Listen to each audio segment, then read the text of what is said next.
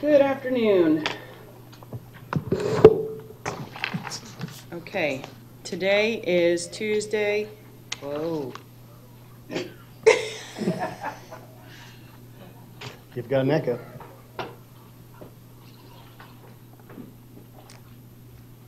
It's bad enough I gotta speak. Now I gotta hear myself.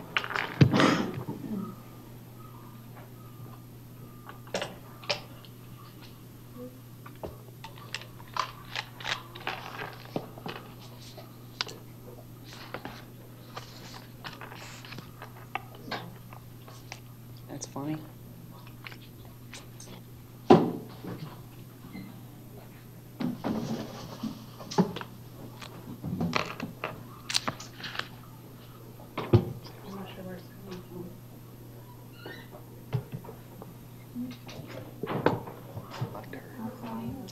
Like her up there.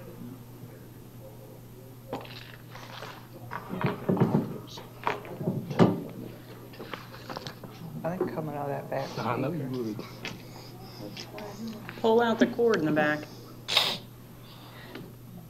No, that doesn't work.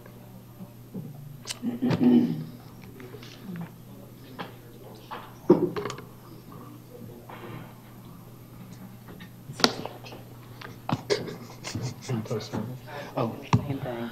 okay. Well, I just want to put on record that I'm going for 5 o'clock. I want to go ahead and put that out there. We don't want to ruin my track record.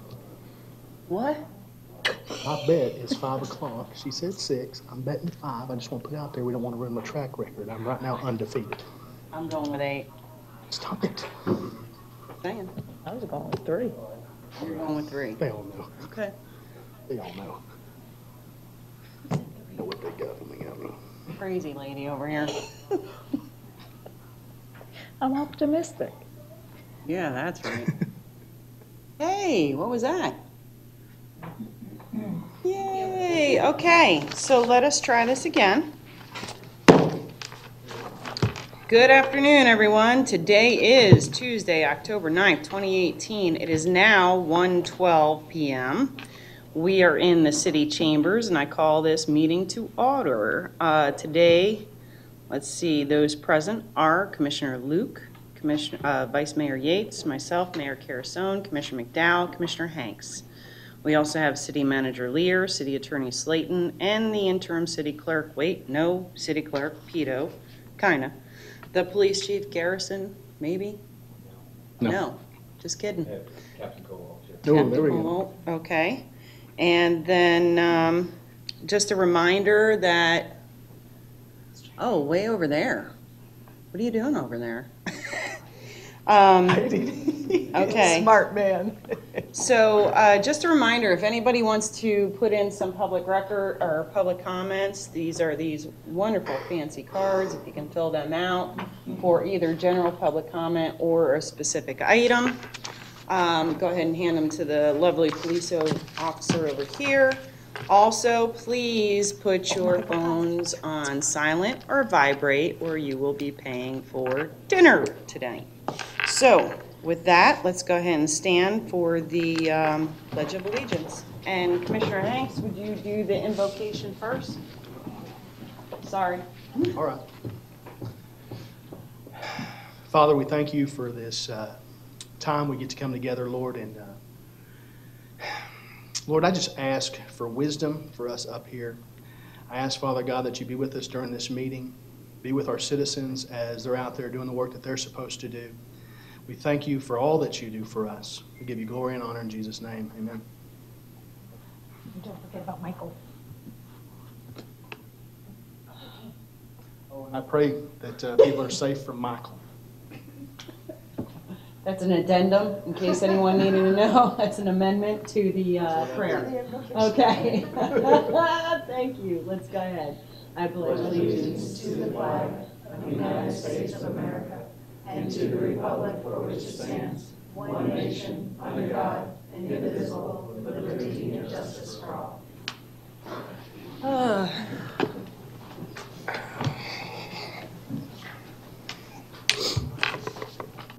Thank you all. Okay. First question, is anyone going to be pulling any consent items?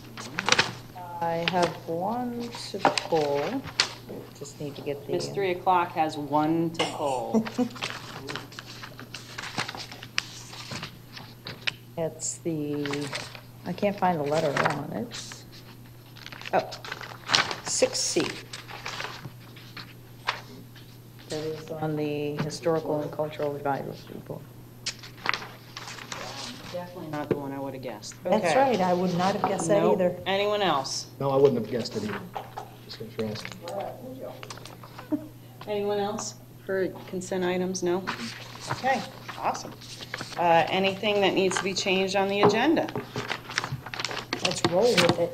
Awesome. So let's go ahead and with a motion for approval. I'll make a motion to approve the agenda as presented. Okay, y'all push buttons. I don't know, I don't have any buttons, but I got to join. Good. All right, you good? It's been moved by Commissioner McDowell, seconded by Commissioner Hanks. Let's go ahead and vote.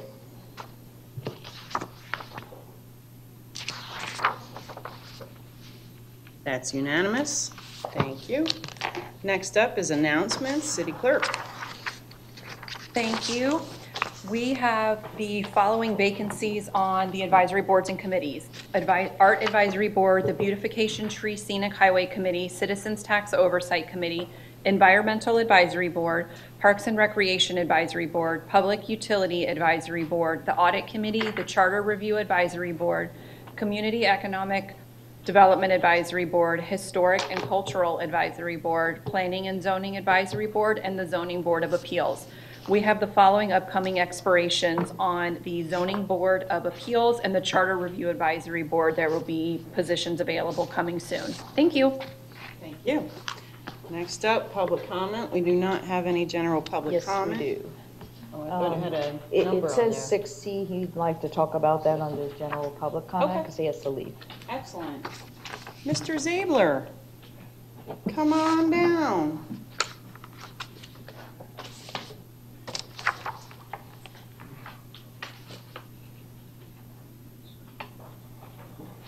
This handout is from Mr. Zabel. Good afternoon, everyone. I'm Robert Ziegler. I would like to address the commission regarding the Warm Mineral Springs and the appointment of new cultural commission, which all fits together very nicely. I've been fighting to preserve the springs for the last 30, almost 40 years. Keep going, Richard, because And I am a little tired, and I need to retire from this thing and pass the torch to somebody else who can pick it up and fight for the future of the springs. The latest proposition that we had was to make a Native American Hall of Fame. This is probably the good idea for the good of the North Port, good for the springs and good for the citizens of this country. And perhaps, I am going up north to New York, so I will not be here, so maybe somebody can pick up the torch to fight for the right thing to do. So yes, I submitted all the papers that I could possibly in the last 2 months. And now it's time to somebody else to see if they can pursue the goal and achieve what's necessary. This is more or less very inexpensive proposition in comparison to everything else that came before the commission and get approved one way or the other. So I hope that the master plan will include that. I submitted that to the guys who are doing it, Mr. Kimley and Horn, to see if they can incorporate that into the master plan. The Small Business Administration advised me that it would be best idea to form a non-profit organization to support the Native Americans. I would like to find a Native American. That's why I suggested we do it before because I don't know anybody down here in Florida. I only know a few in New York City and in Washington. So I do.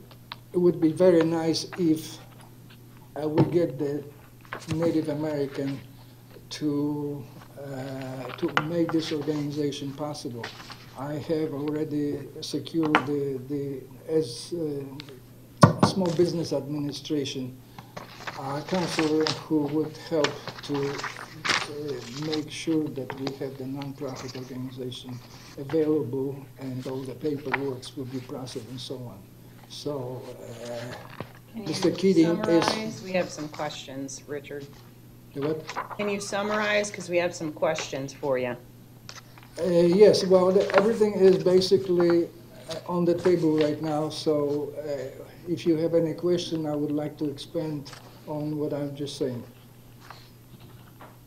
Hold on one second, Commissioner McDowell. Yeah, Mr. Zabler, you passed out prior to the meeting a packet, and there's a thing that says the future of War Mineral Springs, a unique world-class treasure, and it looks like it's March 8th. Is that for 2019, or is this something that's already happened?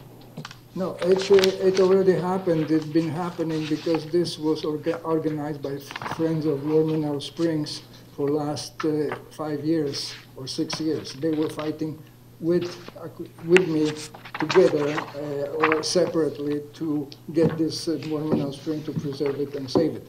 So this has been ongoing thing, and is still functioning as a Friends of War Mineral Springs. So this event had happened 3 or 4 years ago. Thank but you. it's been happening, the meetings have been continuing for the last several years. Yeah, back in the 80s, when I was just a kid, and we had middle school, field trips, back when they had field trips. I don't even know if they do. But we used to go to War Mineral Springs, and they had an Indian historical area where it talked all about the Paleos, the Seminoles, and so on and so forth.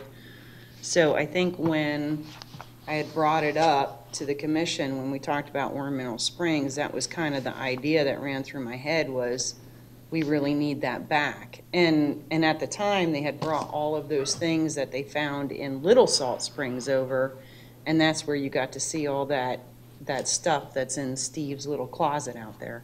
So I think that's kind of the idea, and I did have a conversation with Kimley Horn and said to him, you really need to be very careful, because the Seminoles did not come on to the site until the 50s when they were doing that centennial celebration.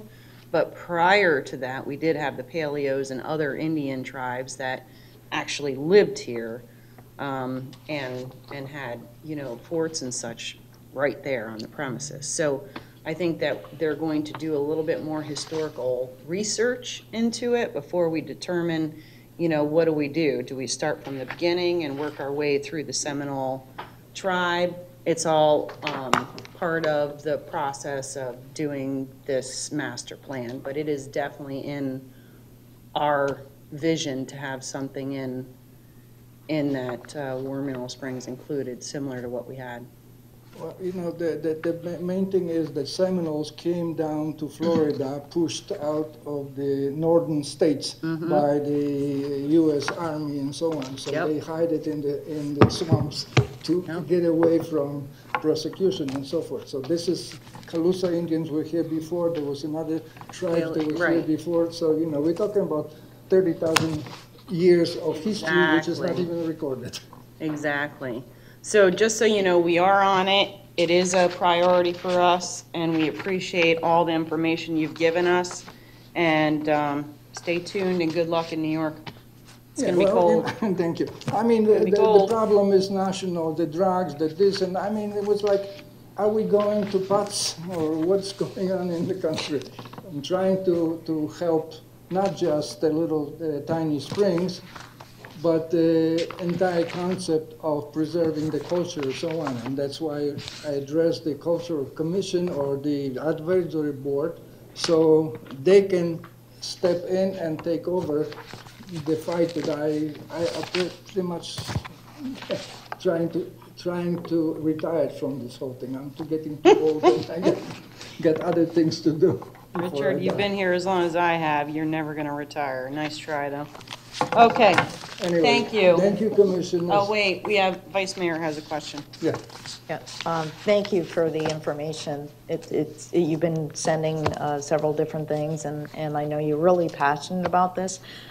During the workshops that Kingman Horn did with the community, did you submit any of this, or even just, verbally express the Yeah. idea? Yes, I submitted everything, let's say, starting with September, I think 15 or 18, something like that. And then Right. submitted another proposal to elaborate or at least explain what the idea was behind. We're trying to do it to incorporate the Hall of Fame before the master plan is completed. So that way, I was just curious if during that workshop, there was like 6 different workshops, whether or not what you're saying got on the board and was part of that presentation. I yes, mean, well- I know the commission has expressed, Native American history and that being part of, this overall thing. And obviously in the mayor's one-on-one, my one-on-one, it's really an important component. I just didn't know if it was captured during those workshops. But be short, we've got the information. Buzz? I'm taking care of my mother, 95-year-old mother, and I am due in New York 2 weeks ago. And so I'm just trying to help this process along so we have a continuation even Thank if you. I'm not here. So I hope that you can pass to pass it to this information to the new appointees in the cultural, because I hope that they will look into it and try to, I won't be here and they're not here either. So would you be so kind to pass it to them when they come? Robert, I want to say thank you because of the respect and the honor that you give to the traditional Native American with a Hall of Fame, and not a trinket shop, not something that plays into the history that was told by the victor, but you're wanting to establish a Hall of Fame that shows honor to a people and their traditions. So thank you. You did mention it at the meeting at Morgan Center, but I'm sure more will be articulated later. Thank you. Thank you for recognizing the need for something that is more important than just contemporary, put the sign up here or do this or do that. This is something that will last possibly for eternity if it goes through and we find a Native American who can run with it. Because, I'm not Native American, so I don't even qualify to speak about it, but, I don't see anybody except I know a couple of them up north, in New York State, in New Hampshire, and in Maine, but nobody down here. Okay, So, Richard, thank you so much. Have a seat, and Thank we'll you. see you soon. Thank you, Bye-bye. Commissioners. You have a wonderful time. Thank you. Good luck in New York. It's going to be cold. Okay, public hearings is the annexation 18-091 city manager. This is quasi judicial, correct? Yes, ma'am. So we need to swear in all those wishing to testify. You want to Where's our new cheat do the ordinance by title only? sheet? If you want, I don't know why one has to do with the other. Oh, yeah, there you go. Hey, I don't know, I used to have it sitting right here, but new people come up here. Okay, so,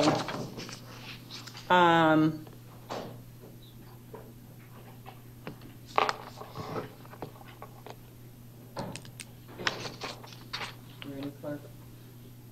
Should you swear in or read the ordinance? Go ahead and swear in, then we'll read the ordinance. Okay, can I have anybody wishing to provide testimony on this, please stand and raise your right hand? Can I have you swear or affirm the testimony you're about to give is true and accurate to the best of your knowledge under penalty of perjury, so help you God? Thank you.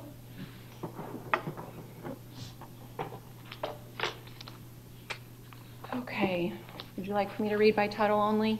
Do. Okay, ordinance 2018-25.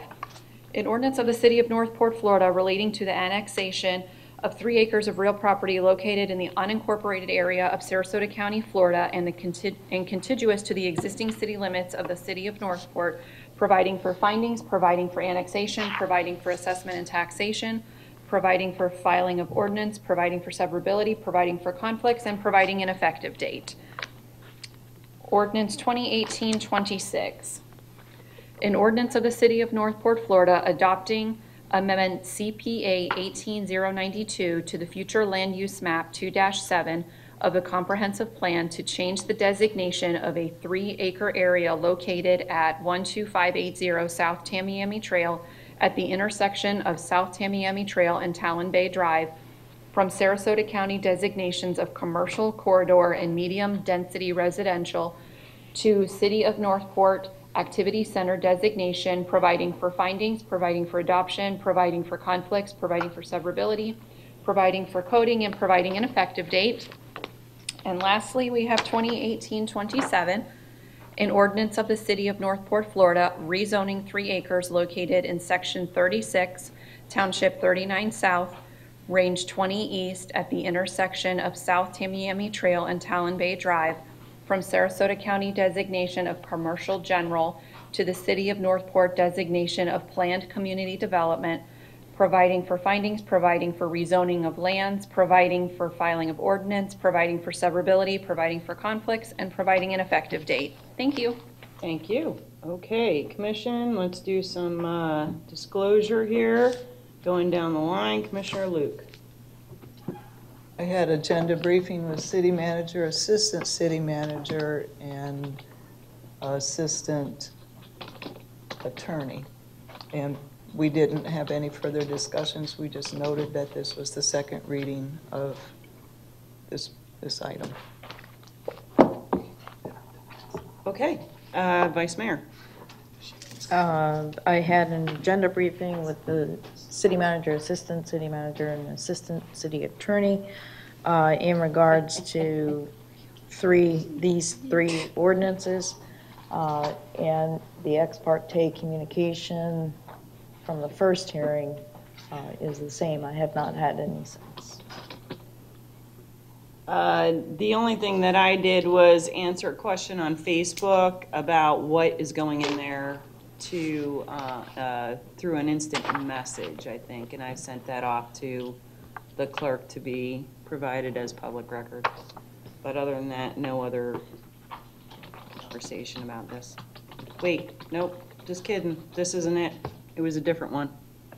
All right. Nope, nothing to disclose. About that. Nope, that's not it. I had my agenda briefing with city manager, assistant city manager, and assistant city attorney. Really didn't talk about it. However, I did send an email to city manager about the road, Talon Bay Road, as far as ownership. That was forwarded. The answers were forwarded to me and then forwarded to commission. Ooh, I didn't get that. When was that? It was, 5 minutes ago. I just read Okay, it. half hour ago. Half hour ago. Commissioner Hanks? Yeah, pretty much the same. Agenda briefing, the city attorney, the city manager, the assistant city manager. We didn't really discuss it. It was a second reading, but I did read the email that she was talking about 5 minutes ago. You did, huh? 5 minutes ago or half hour ago? Well, I read it about 5 minutes ago when you guys were going down the line, so. Okay. Where is that? I don't have it. Oh, wait. You have it. Came in from city. Yeah. Okay. Questions, please push your buttons, because I see no one on there. Commissioner McDowell. I'm trying to formulate it in a question. Great. End with a question mark. Could, at the time of the motion, could we make sure please, that we include about the road ownership of Talon Bay. It's in the motion to find out who actually owns it, owns the road, maintains the road, and maintains the right-of-way. Please, question mark.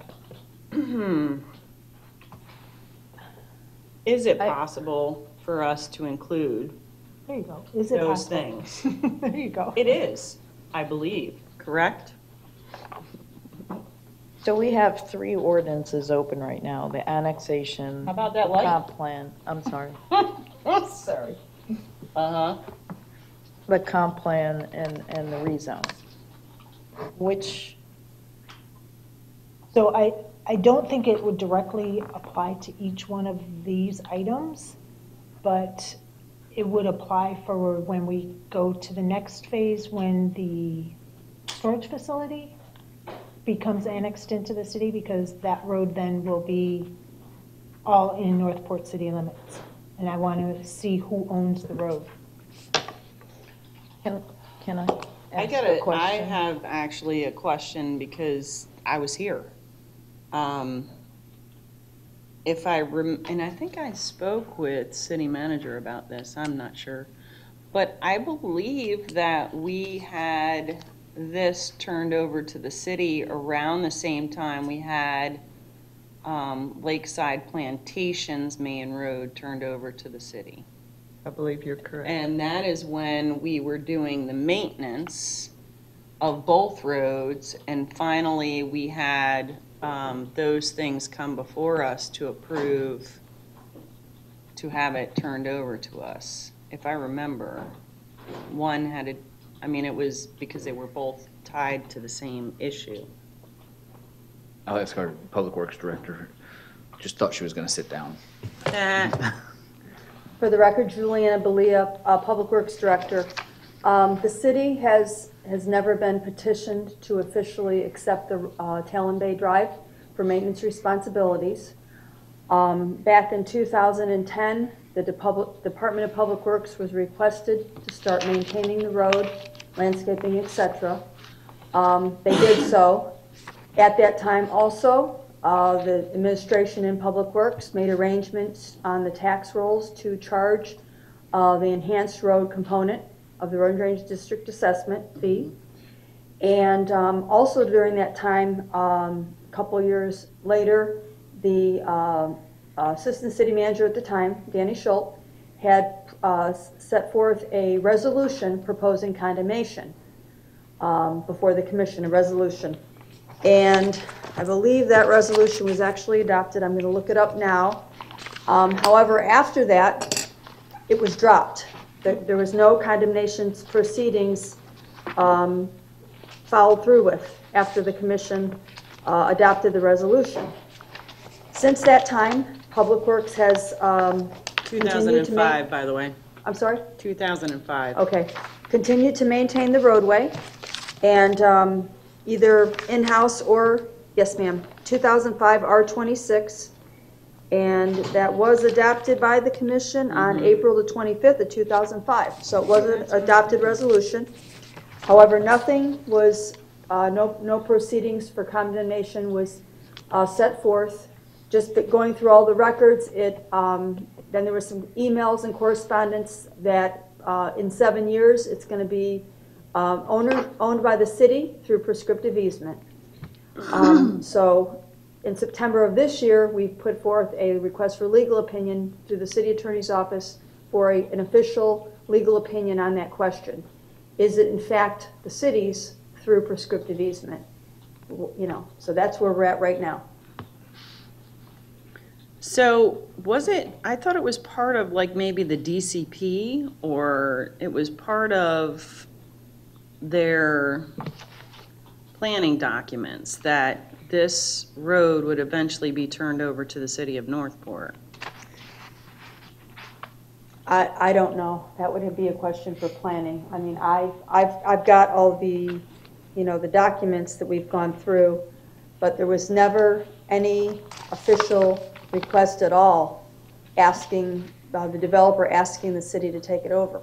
Yeah, I don't remember there being a It was- requirement for a request if I remember correctly, it was Peter Ships. Yes, Peter Ships. And Well, that it was just an automatic after so many things were developed.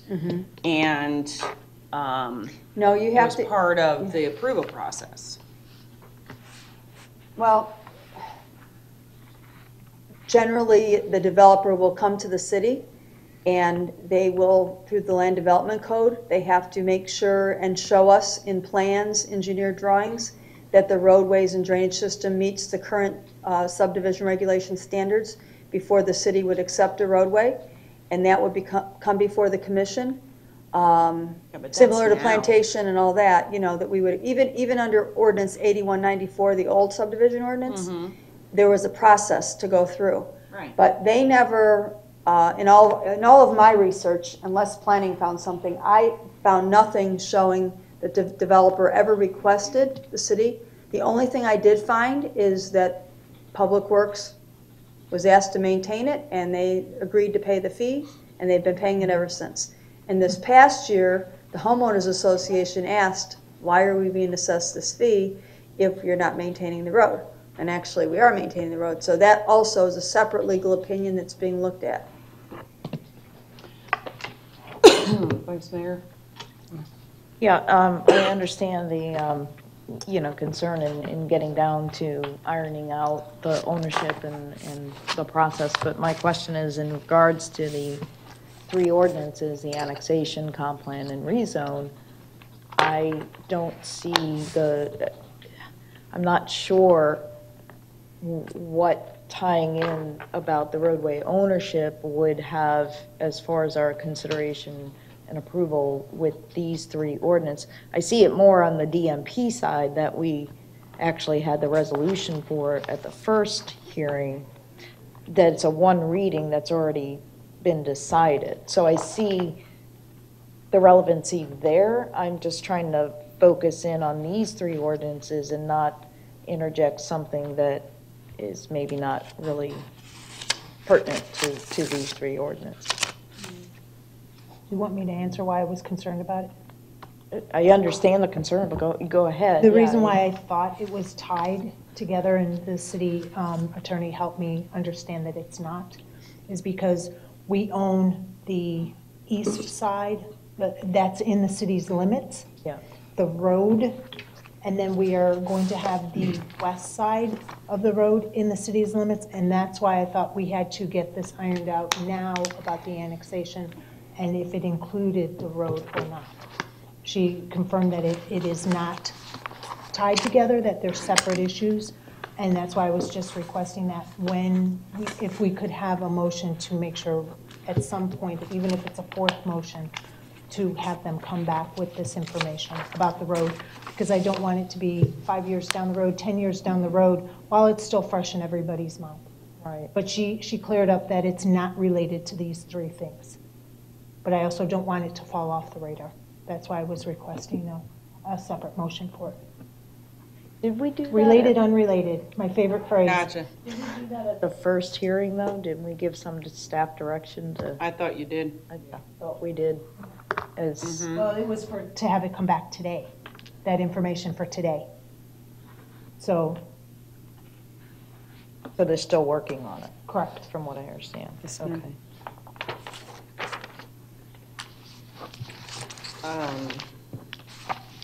Anything else?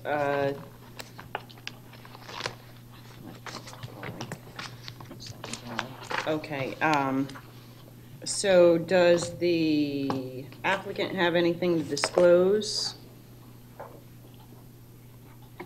Or a presentation of some sort, or?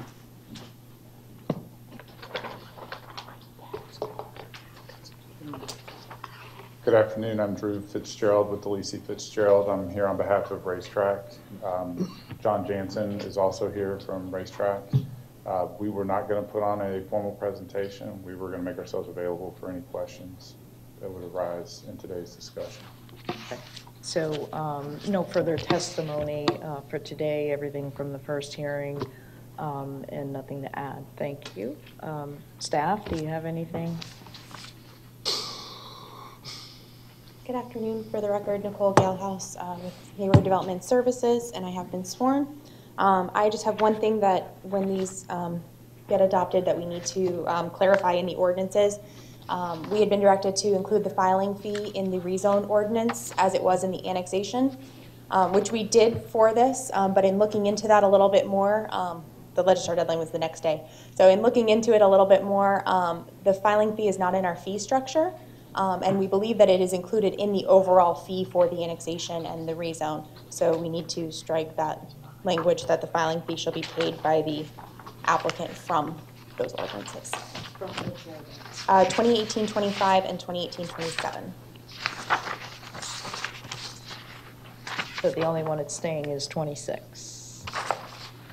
It's not in that one. It wasn't in that one in the first place. There was no filing section there. And which section of the ordinance? In 25? For 25, it's section 4, the last line. And then 27, it is section 3, again, the last line.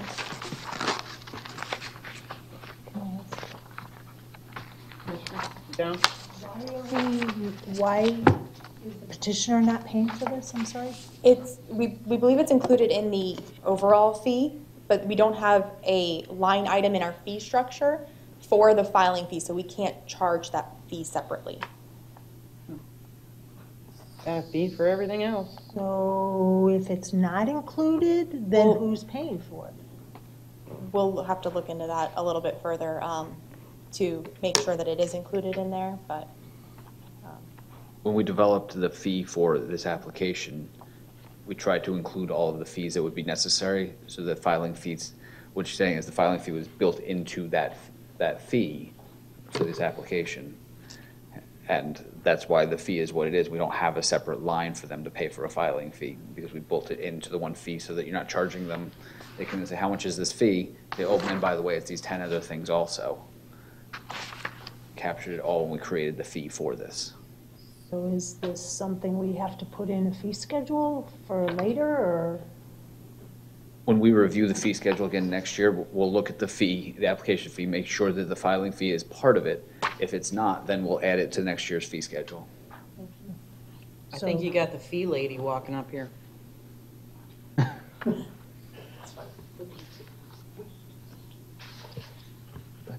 You got something to say? We Say probably it. just Can need to you review Can you with the- please state your I'm name and sorry. that you've been sworn?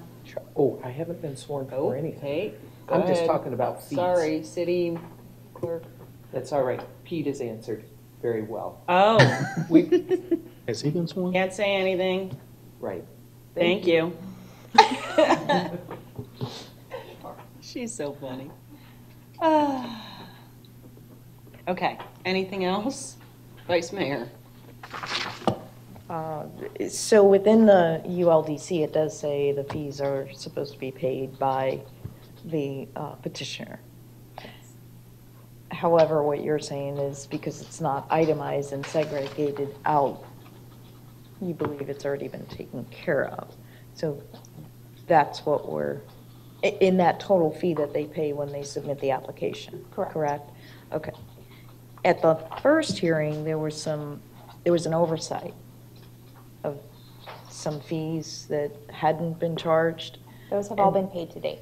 That is my question. So you beat me to the punch. So as of today, those have all been caught up and paid. Okay, thank you. And seeing no other lights, the applicant has had his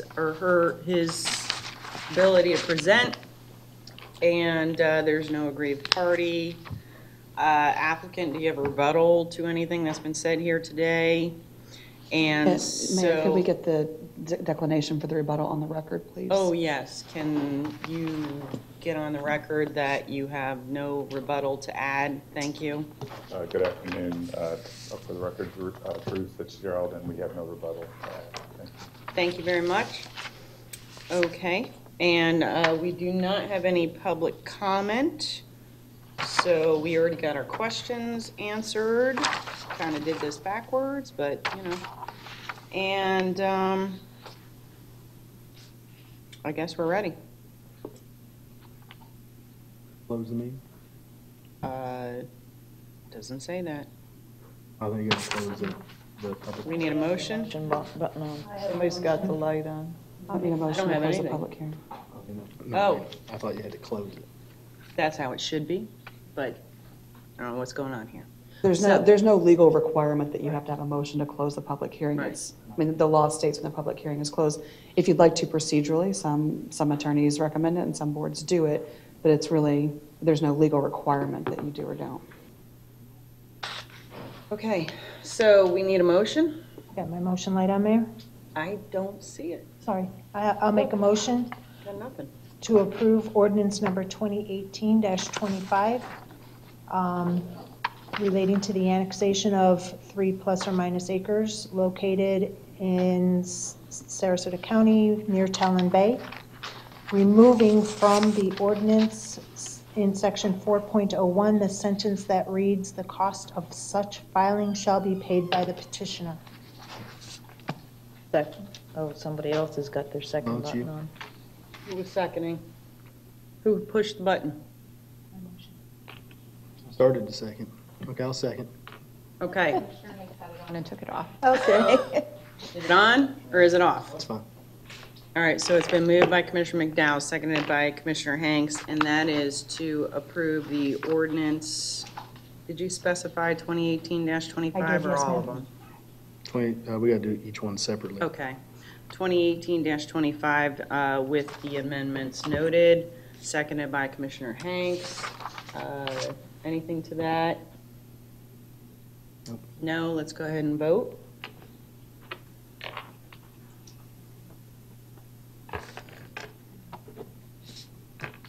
That's unanimous. Next. Move to accept ordinance number 2018-26. Second. With, yeah, I was going to say, isn't there? Not on this one. Oh, okay. It's not Um, written that way. Okay, so it's been moved by Commissioner Luke, seconded by Commissioner McDowell to approve the ordinance number 2018-26. Anything to that, folks? Seeing none, let's go ahead and vote.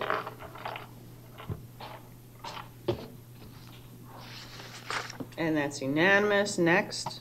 I'll make a motion to approve ordinance number 2018-27, and that is for the rezone of this parcel, removing from section 3.01 the last sentence that says the cost of such filing shall be paid by the petitioner. Second. Been moved by Commissioner McDowell to approve 2018-27 with the amendments noted, seconded by Vice Mayor. Anything to that, folks? Seeing none, let's go ahead and vote. And that's unanimous. Thank you very much. Good luck, folks. Guys. See you soon. So Mayor, going back to my Yep. related, unrelated, since the last time we talked about it, it was to have them bring it back at this meeting. Do we need to give a new consensus or motion for them to bring it back as soon as they get all the answers? Mayor, if I may, the inquiry regarding the ownership of the roadway is the city attorney's office. And unfortunately, I was absent from your last meeting, and I'm not aware whether or not the minutes captured a deadline to conduct that. And if it did, then it's my fault it's not done yet. We will work on that diligently and return it back to the Public Works Department, who I presume will bring it back to you upon receipt. There's no need for a consensus of any sort? I mean, that's up to the board, but we are working on it. Okay. Working on it. Thank you very much. Appreciate it.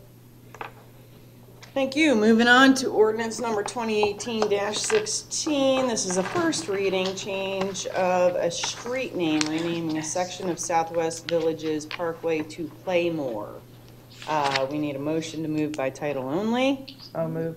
Second. Who hit the button? Okay. Who's seconding? Commissioner Hanks. I'll second All it. right, so it's been moved by Commissioner McDowell, seconded by Commissioner Hanks. Y'all got to get with your lights and voice. All right, let's go ahead and vote. That's unanimous. City Clerk. Thank you. Ordinance number 2018-16 An ordinance of the City of Northport, Florida, renaming a section of Southwest Villages Parkway to Playmore Road, beginning at a point approximately 5,335 feet south of the intersection of US 41 and Southwest Villages Parkway, and continuing westward approximately 5,394 feet to its terminus point, providing for findings, providing for renaming of street, providing for change of official city map, providing for change of street signs, providing for severability, providing for conflicts, and providing an effective date. Thank you. Okay, thank you very much. City, do we have any questions? I mean, this is kind of a.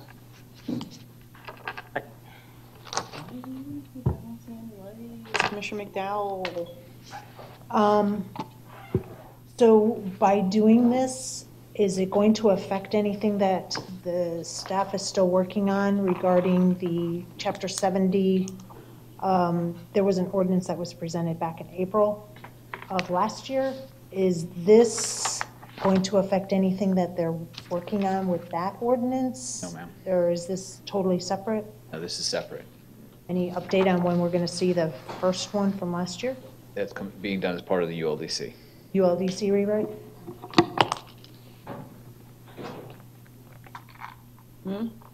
Vice Mayor? Your light's on. Yeah. Yeah. Change that you're talking about is the street naming ordinance. Why is that moved to the rewrite? What? Just out of curiosity. I didn't hear you. Why is that being postponed to the rewrite? Mainly just because rather than picking apart the ULDC, we thought it would be better to have it all done at once. And that's 18 months out, and if anything comes up in between, we're kind of, and we spent a lot of time going through the changes that this commission was looking at, and specifically, so, I mean, I know that's not pertaining to this ordinance, Mayor, but it was in response to the question. So. The two primary staff people that were working on the original ordinance aren't here anymore, and the decision was made to put it with the ULDC rewrite, so that not to re-educate and then just, again, start taking the ULDC apart. If you wanted it. Which one was that? The street naming. Street naming. Oh, okay. I guess I'll. Really imperative was kind of the. Correct, it wasn't deal, considered right? an urgent. Who thinks it is? It's Really. not urgent until you have a situation that comes up, which we did have a situation that came up, and that's kind of how the whole language was kind of looked at, to say, you know what, there's not, it needs to be fixed. So I guess that's something maybe under commission reports that I'll or something. well, just bring up. I just have a concern with staff just deciding to do something different than commission instructed without it coming back to the commission. So I'll move beyond that. And the question on this ordinance, I communicate with the city manager. The provision, the chapter that this pertains to is in the administrative code. This ordinance has 3 different whereases, as well as underneath the resolution action itself referring to ULDC. So that would need to be corrected for the second hearing pertaining to the city code and not ULDC. And we make those changes between first and second reading. And for the commission, that's the second, third, and fourth, whereas you can see it says ULDC section 70, but it's actually chapter 70 in the administrative code, what we call the administrative code. And then also the other section is 3.01.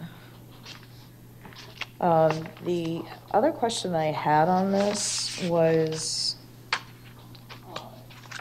in reading the rationale behind this name change, it made all the sense in the world, and seems, the way it's explained here, that it's really a public safety issue because of the changes in the infrastructure with the development and the way that's progressed, where West Village is going to continue on down. So it's almost a have to do, a must do, in order to maintain the public safety. So this whereas, that's the fifth whereas, is saying that this is not going to affect the health, safety, and welfare. I'm just curious as to why that justification was not put in here as to the reasoning behind this actually needing to be done, versus saying that it's not going to affect the health, safety, and welfare or convenience of the citizens.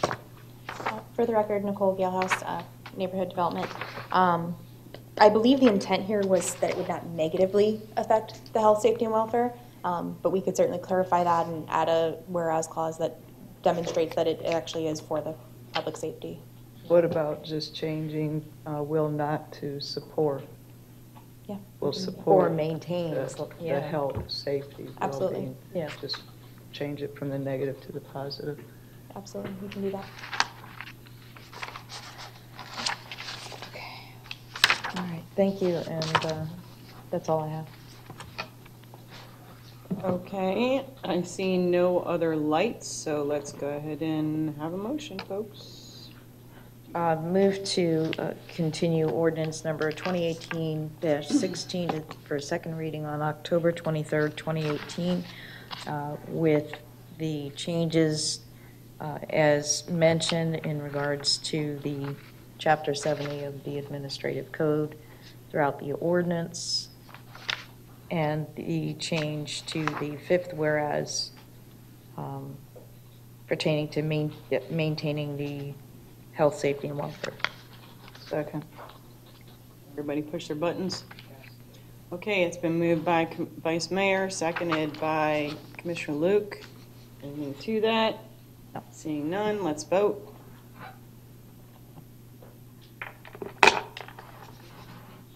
And that is unanimous. Thank you very much. Okay. Next is resolution number 2018-R-15. City Clerk, could you read that by title only? Yes, resolution. If I may, before you read the resolution of the record, I was wondering if the commission might be willing to move this to a later part of the meeting. I had some questions related to notice that I'd like to speak with the city clerk about, and so it might be more expeditious if you could skip this and come back to it after we have our first break today. Okay. Put in the. Okay. All right. Motion to do that? No, we don't need a motion to do that, right? No. So we're just going to table it. It'll move to the back of the agenda. Okay. So moving on to resolution number 2018-R-26.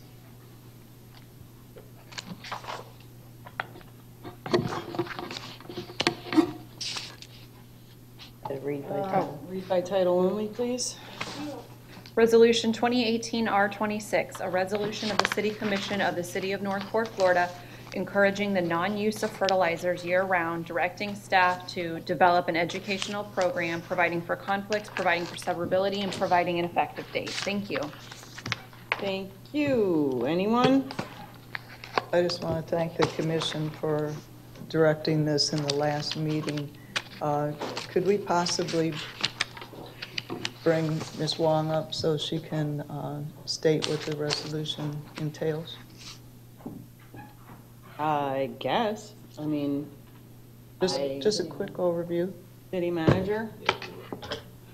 Elizabeth Wong worked with Commissioner Luke and staff to make sure that we could get this on here. I know this was a direction at the last meeting to get this done as quickly as possible, and they worked very quickly to get this on here.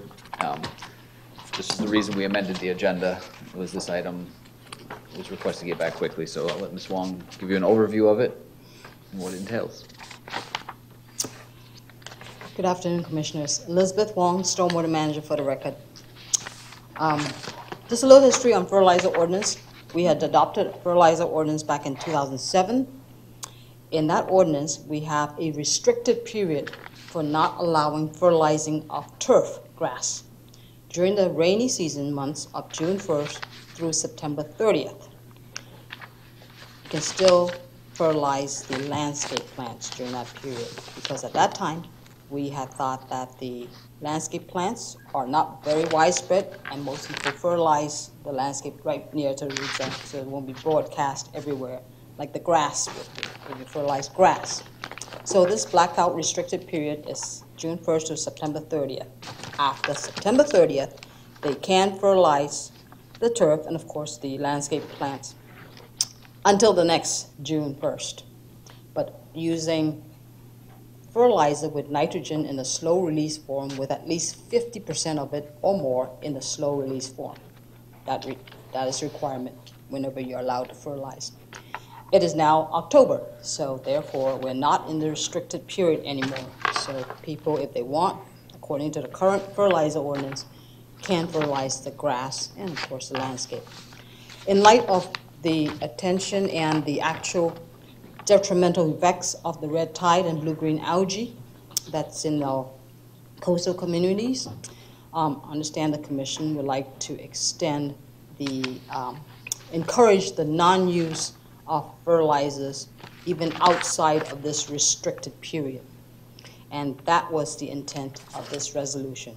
The reason why it was worded to be an encouraging the non-use versus an outright ban is because of the state partial preemption of us making changes to the fertilizer ordinance, local government.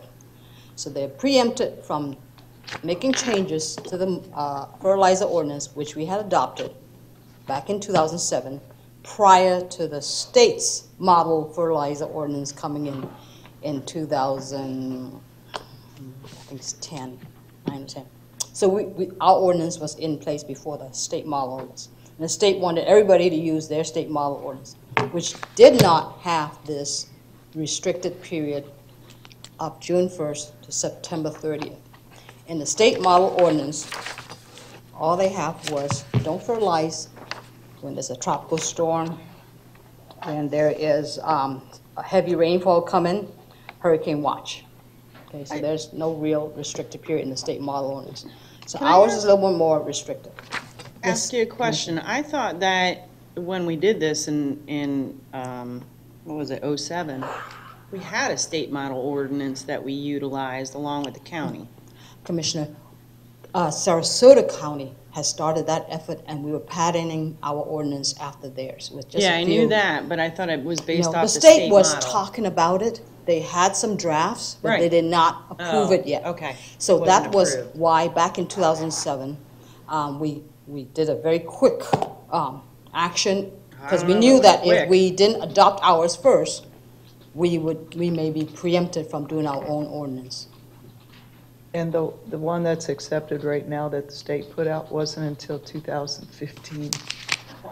It was, I didn't know it that. was put in place in 2010 and then modified again in 2015. The state That was model finalized. ordinance, correct. Wow. They missed the mark, in my opinion.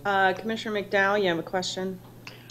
I'm glad that this was brought forward, and yes, I do have a question. The last whereas clause, it says, whereas this resolution is part of a multifaceted effort by the city to improve water quality. Could someone please expand upon what efforts to improve water quality the city is participating in? Is this city, or does it relate to county, state, and Well, all it says, others? well, it says effort by the city in the whereas clause. Oh, thank you. I have Yeah. the worst copy. See that? You sure it's not your old eyes? No, it has to do with when you print it off Granicus, it doesn't work. That's another issue. Well, I think the gist of that whereas, and maybe, forgive me if I worded it improperly, is that we want it to be a team effort. We want to be part of this coastal community effort to do our part in helping to reduce the pollutants, the nitrogen, phosphorus pollutants going into the region. Perhaps we can reword that to be of the region to improve water quality rather than just the city. Well, it includes what stormwater is doing, what Right, utilities is doing, right. this The sewer, ASR the wells, the septic to reclaimed sewer. water. Exactly. the sludge The educational stuff, part, we're going to be educate- opening up thank the you. ordinance, to look at that again. So there are multifaceted areas that we're trying to approach the quality of water. And the point that I was trying to make is, it's not just the city that's doing this, but the surrounding communities are doing too, in conjunction with the city. And I would like to add their efforts as part of the resolution. That's where I was going with it, and I wanted to focus in first on the city. There's another whereas that Actually, hits the that. first whereas recognizes that local nutrient pollutants can affect the regional watershed, and the city desires to be part of a regional effort to improve water quality. Is that what you were getting at? Correct, so do we really need that last whereas? Yes, because the city is making efforts. Okay. Okay. Okay, go ahead. So, because this is a separate resolution and we have a standing ordinance, city attorney, do they conflict in any way that we would need to be aware of? No, ma'am, a resolution is not a law, so it's just simply encouraging residents to voluntarily take these measures. Thank you.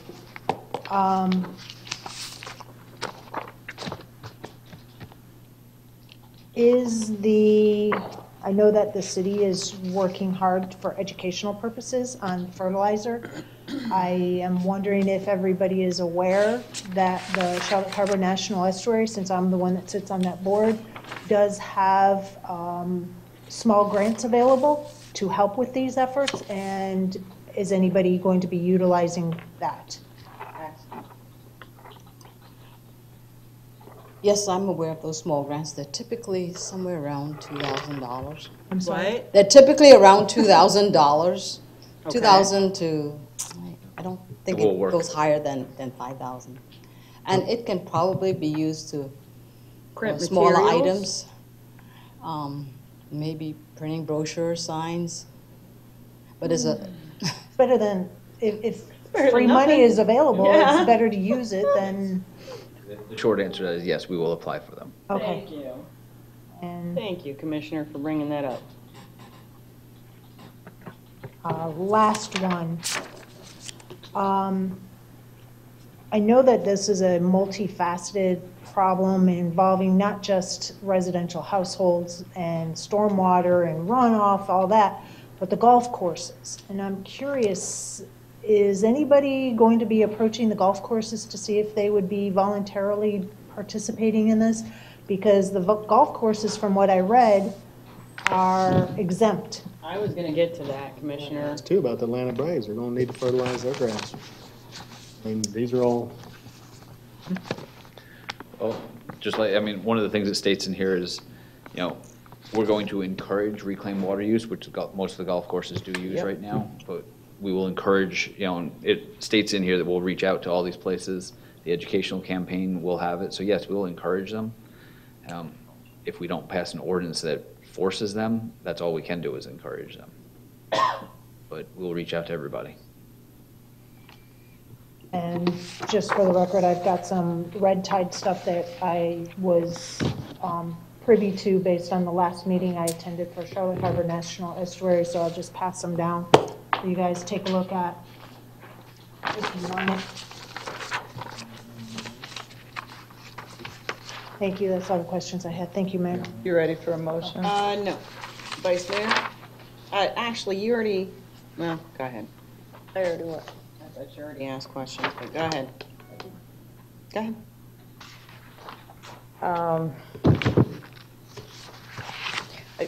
The way that this is written, it's encouraging everybody to do this. So I'm going to say the city is going to be doing the same. So where the city has the right-of-way areas and all of these things that the city currently is utilizing fertilizer, we're going to do the same. we should be leaders of our own resolutions. Exactly. absolutely think so. Absolutely. I just Example. wanted to get it. Can't do it, don't ask it of others. Yep. We'll make sure the guys who maintain are properly well-informed of this resolution and the aspects you. of Yeah, protection. you gotta speak into that mic over there, Doc. We will make sure all our city staff is aware of this resolution and the fertilizer ordinance, and to do the best management of our fertilizer use, or the minimization of fertilization. And I think a solid education course too, in things that can be used. Because I know in speaking to some landscapers and things like that, they're really concerned that we're taking this away, that we could take this away from the abilities. Even the times we allow them to fertilize are really not opportune times anyways, right? I mean, so the time we let them fertilize is when there's not enough rain to really have it take effect and things like that. So I think a solid education course and what can be done, not just you can't do this, but here's what you can do. Right. And this works very well. Best Correct. practices. You can still fertilize with micronutrients such as magnesium, iron, those magnesium, iron, not nitrogen, phosphorus. You can still add the other micronutrients that plants need. Right. Of course, I just- proper irrigation and not excessive. I just think it's important that, if we're encouraging the citizens and everybody, that we need to do that same practice as well. Yeah. We already have a list of educational outreach venues and media that we're going to use. Good. Would you like to hear about them? But we are first going to target for certain the guys like the golf courses, the homeowner association, who we think are probably the one that's most likely to fertilize. We'll target them first. The whereas that talks about the reclaimed water, and it says, reclaimed water which contains essential nutrients in lieu of fertilizers. Can you explain that? Yes, I can. The reclaimed water is not palatable water. It's not meant that these are nutrients for drinking. Reclaimed water does have nitrogen and phosphorus and a lot of other nutrients, organics, that plants need. So if you use reclaimed water, I think that's a very good source of food for the plants, so that you may not need to do additional fertilizing. But we also must be careful that this nutrient-rich reclaimed water do not run off into our swells and canals and ditches, and of course into the waterways and creek. If you apply it in an improper way, so there's too much and it's running off into asphalt and into a drainage system, then it becomes a bad thing too. So this says proper application of reclaimed water shall be practiced, minimizing excessive. Is that in our code now? I think we have a code on Yeah. I defer to utilities. Mr. Suit's coming up. Rick got all dressed up, so he's very glad you guys called him up here to speak about Right, what happened? I noticed that at the funeral Has somewhere to go. and has a tie on. To the city right there, don't you, buddy? Good afternoon. Rick Newkirk, your Utilities Director. It's probably, I believe it's in our best management practices for the use of reclaimed water. And we're checking on that just right now just to make sure, but we're all pretty confident that's where it's located. It's just, it's something that I think is an important statement in here, and this is not a, per se, law. If this is a resolution, so I just wondered if that part of the reclaimed is in our. Well, even in our reclaimed ordinance, if you remember, I think we had the issue with, when they did the fields down here, that they were watering with against those times. It basically says in there, we will educate to the best of our ability for them to follow the best management practices. But we did have that issue, and that's the way it is written in that ordinance, is we will educate the users of our reclaimed. And in section 2.01, it talks about the commission hereby directs staff, and just so it's clear, the staff we direct is our 4 charter officers, and we are meaning our city manager for this educational program. So I would would assume that's who we're talking about here. Oh, take out staff and. I don't know that we can take it out because it's in the title, but just It for is our clarity. staff. Yeah. Well, for clarity, we've had our charter officers say, when we say staff, they're unclear as to who's working on it. And I had a conversation with city I'm manager. clear that it's me. In this case, I'm it not is sure clearly, which city manager that was questioned to, but yeah. in this case, And it's there would be no clearly. issue with clarifying that inside the resolution. The title would still be accurate if, if that's the commission's will. Okay, that it would say city manager. Okay. He is staff. Yeah, yeah, I'm sure you don't want your department getting more work than what you already have. Okay, Can I make a suggestion? go ahead. The city commission hereby directs an educational program for the residents and just leave it as to who's doing it and take that out? Doesn't matter, one way or another. I'm just, I think it makes it clear, as far as having that staff will develop the program. Okay. But, Next.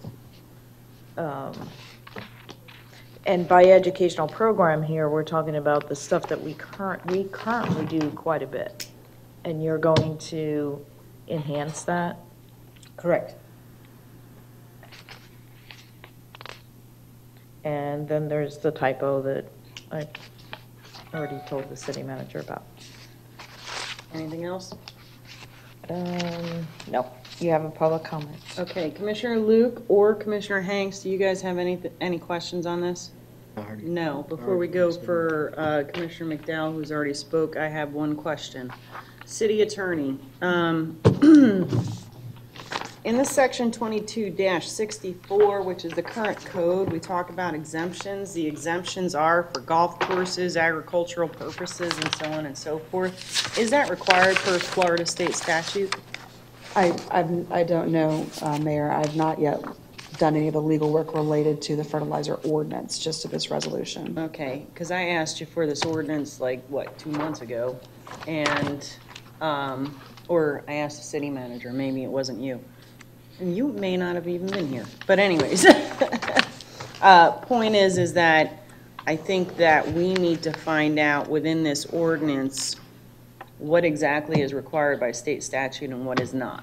Because one of the things that gave me heartburn back in 2007 was the fact that this exempts so many, and those are the ones who actually impact the area, while the general resident has to abhor to these rules and regulations. I'll make sure that's part of our review and working with staff on the ordinance.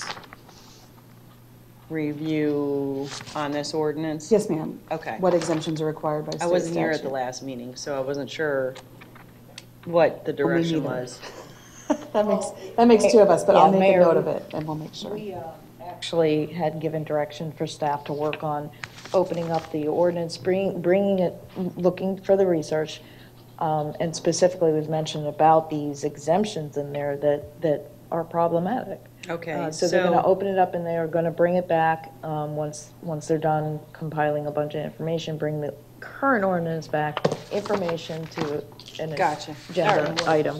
So you'll find out what is required by the law that currently exists and so on and so forth. Will you please find out that because we put this in 07, does it give us kind of an ability to amend some portions of it? I get that there's some portions we may not per the current law, but timing is everything when it comes to some of these things. So if we can make sure that's addressed. Okay, Commissioner McDowell, did you have a final? no, actually, I have You're my, good? yeah. Okay, someone wanted to make a motion, go Public ahead. Oh, comment. wait, public comment. We have Mr. Willis. Sorry. Justin Willis, Mongai Road. You said that the time period for that was June 1st to September 30th on the restriction on the fertilization.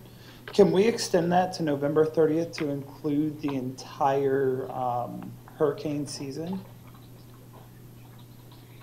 The resolution isn't that time frame. That was the ordinance. And that's what we're talking about, opening that ordinance to look at those types of things. Okay. All right, that's it. Thank you. And I think that, just to add to that, as Commissioner Hanks had said, and I agree wholeheartedly, you're removing the ability to fertilize in prime time. So if you're going to cut the entire season out, I think you're going to create a problem, more of a problem than fertilization is going to cause. Because if you don't fertilize and create growing grass, then it becomes essentially cement, and then we're going to have a whole other issue with road and drainage. So, you know, don't cut your nose off to spite your face type deal. So we need to really be careful about what kind of regulations we're putting on here. Can I add to that? This resolution was just to get us over to the place where we could open up the ordinance because of what is going on in the environment. While I was with staff, they are so impressive. They had already looked and talked about the education, about those aspects of, you know, who needs to really, because you're planting your plants, you're doing your landscaping and stuff. So they have already thought about all of those things, but that's for that workshop for the ordinance. This resolution is just trying to do our part to assist us in the situation that we're in currently. And Ms. Lee, I think what the mayor is doing is she's looking forward ahead into the ordinance aspect of it later. Exactly. Okay. Motion? Move to accept resolution number 2018 R26. Second. We have a motion by Commissioner Luke, seconded by Vice Mayor. Anything to that, Commissioner Luke? No, just thank you. Commissioner, or Vice Mayor? Good? Anyone else? I don't see lights. Let's go ahead and vote. And that's unanimous. Staff, you were awesome. Thank you. I appreciate the fact that this is a recommendation, not a requirement, because I think there is a whole lot more that needs to be answered before we go stopping people from doing things. Like, where do we spring in our canals? Whole lot of other issues. Okay, so we now move on to general business. And this is discussion and possible action. Am I right? For some reason, I thought there was something else. We've got to have a break before we can bring that other. Yeah. Discussion and possible action to award the special event assistant funds to American Cancer Relay for Life, or Society Relay for Life, Northport City Manager. Thank you, Mayor. We had, this is one of two items that are on here related to our Special Event Assistance Program. This first one is for the American Cancer Society. They have put in an application for up to $1,000 of city fees and costs related to their Relay for Life event, which will take place on April 13th, 2019. City Manager, before you proceed, Commission, is it okay if we combine 5A and 5B for discussion purposes only, and then we would require a motion afterwards separately? Is that okay? Yes. Okay, City Manager, go ahead.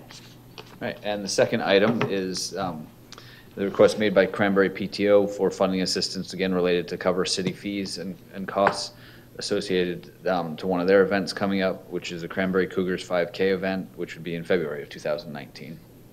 So both applications were attached, and staff is here to answer any questions you have on either of them. I do not see anyone's question lights. I see none. Commissioner McDowell.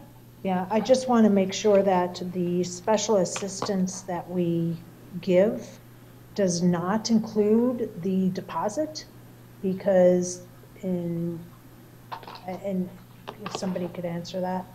Deposit for which one? I'm sorry. For the Relay for Life, there's a deposit for $100, and I just want to make sure they're not trying to get assistance for a deposit. And I know we would ultimately get it back, but it's removing our ability to make sure it's returned clean.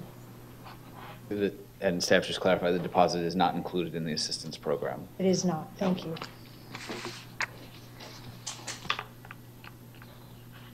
Anyone else? Seeing no one else, let's get some motions going on here.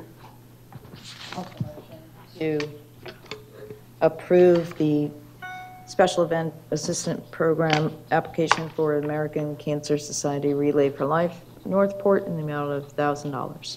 Second. Motion has been moved to approve the assistance program for Relay for Life, or the assistance request for Relay for Life Northport, seconded by Commissioner Luke. Anything to that? Seeing no one, let's go ahead and vote.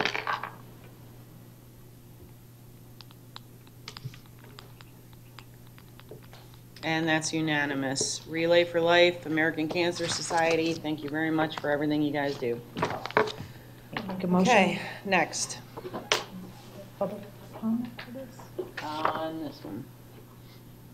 It looks Cody. like it, yeah. Go ahead. Can I go after you guys make your decision? No, you can do it now, or you can do it never. And I can talk to him like that. See, that was the mom voice. That's right. Mood today. Right? That was the mom voice. Justin Willis, Mongite Road. I just want to thank you guys for considering waiving those fees for Cranberry Elementary School. This is our first 5K run. We'd like to invite every one of you guys to come out and participate. The PTO at Cranberry is doing amazing things this year. Anything you guys want to do to support, whether it's coming and getting involved, being active within the 5K run, whatever it is, we'd love to have you out there. And we thank you in advance for hopefully waiving these fees. Thank you. What happened to the bunny? The happened to bunny what? is still alive at this point. Oh, the bunny. Yes. Yeah, we found a bunny underneath of the playground equipment at Cranberry and ended up having to run it out the Punta Gorda. It was quite the traumatic event, but the rabbit is still alive. Thank you. All right. I'll make a motion to award the funds for the Special Event Assistance Program to the Cranberry PTO in the amount of $250. Second. Been moved by Commissioner McDowell, seconded by Commissioner Luke. Anything to that? Commissioner Yates. The motion maker doesn't have anything. I didn't see any lights, and I didn't see any nods or wave downs, so I assume no. It's good to see the applications coming in, and we're now doing them as they come in, and this program has gone through quite a metamorphosis since it originated, but really appreciate that. And it's not necessarily a waiver that we're doing, it's a way of the city that's participating, and we have funds that are dedicated to exactly doing what this program is doing, is helping the community put off events and making sure that departments actually, because they do have to get paid for those district personnel. So we've made that mechanism to help make that happen, overall to help make it happen in the community. So I'm really glad to see that we have two applications in one day, and that's great. Okay, let's go ahead and vote.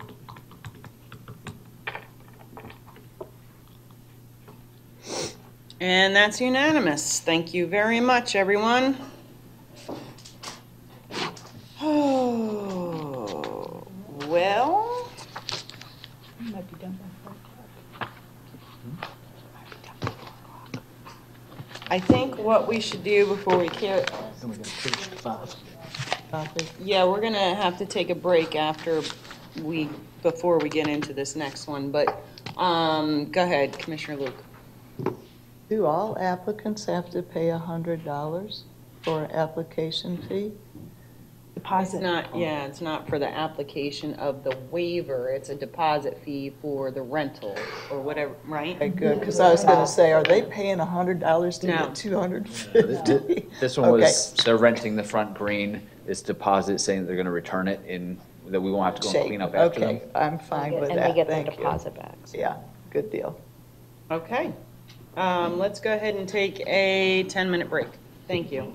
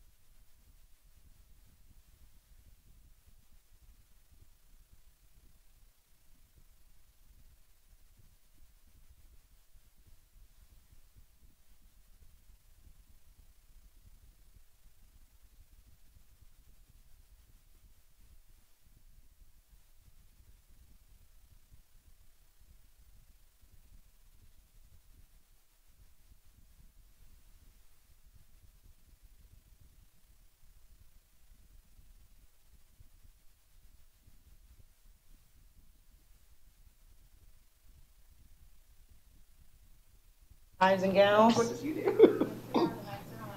I'm done with this conversation. Back in session, folks. Oh, man. I don't have a speaker thingy thing on here. I have to refresh. Oh, got it. Okay, next up is the legal non-conforming uses in commercial district and activity center. City manager. Thank you, Mayor. This one was put on at the request of the Vice Mayor to have a discussion and direction regarding legal non-conforming uses. And I'll turn it over to the Vice Mayor because she has... Vice Mayor? Yeah, as you can see, I've provided quite a bit of background for you. This is an issue that I can tell you has taken many, many years to try to tackle.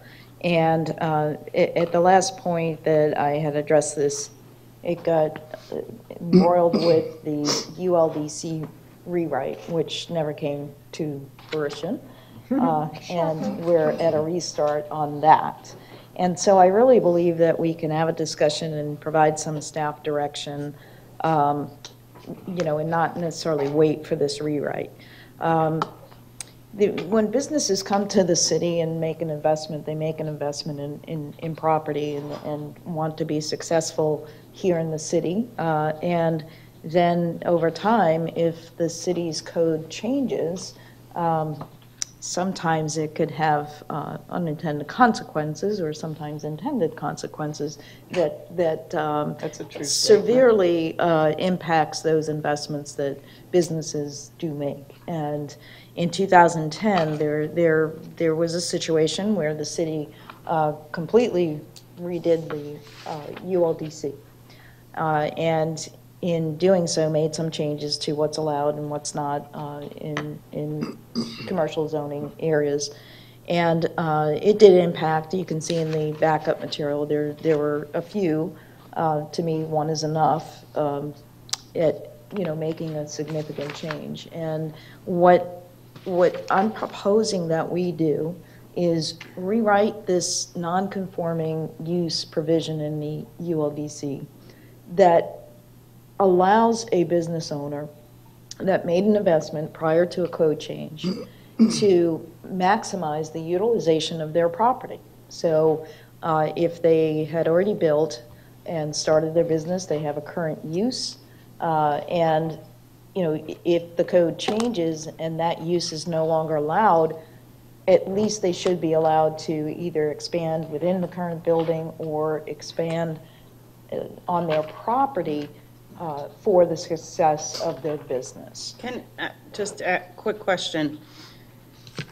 In layman's terms. Yes. You're saying that a business that was approved because the ULDC allowed for that business to be there, and then the code changes not allowing the business to be there, that those who are essentially grandfathered in because the business was allowed, they are allowed to continue on as if that code change never exists, essentially, correct?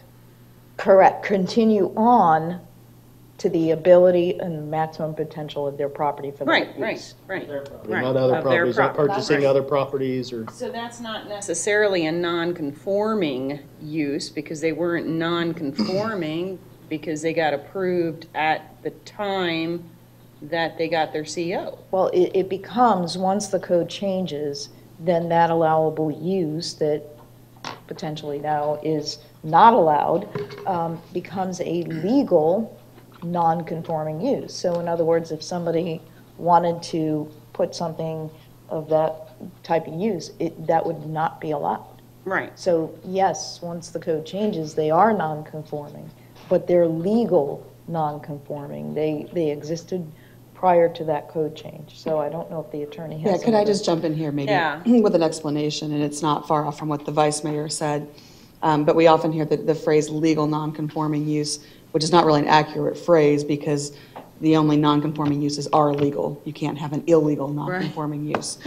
So A non-conforming use is a use that was legal at the time that the use went into place, and it has continued.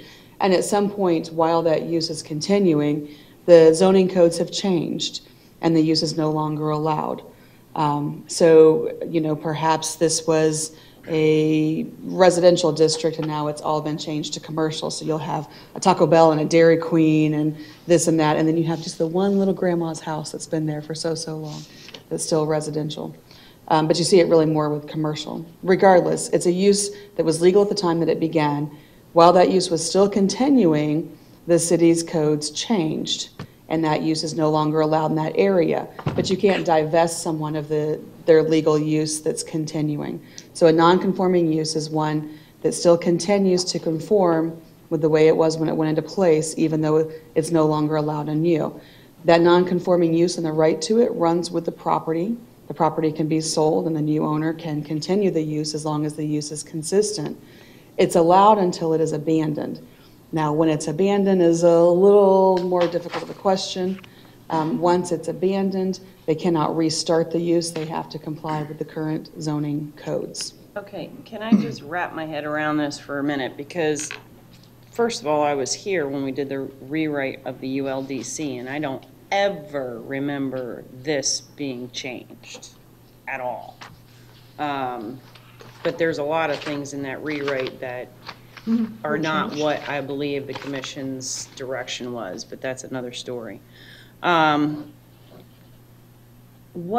It's zoned commercial, correct? How is it that particular businesses have been pulled out of those commercial elements?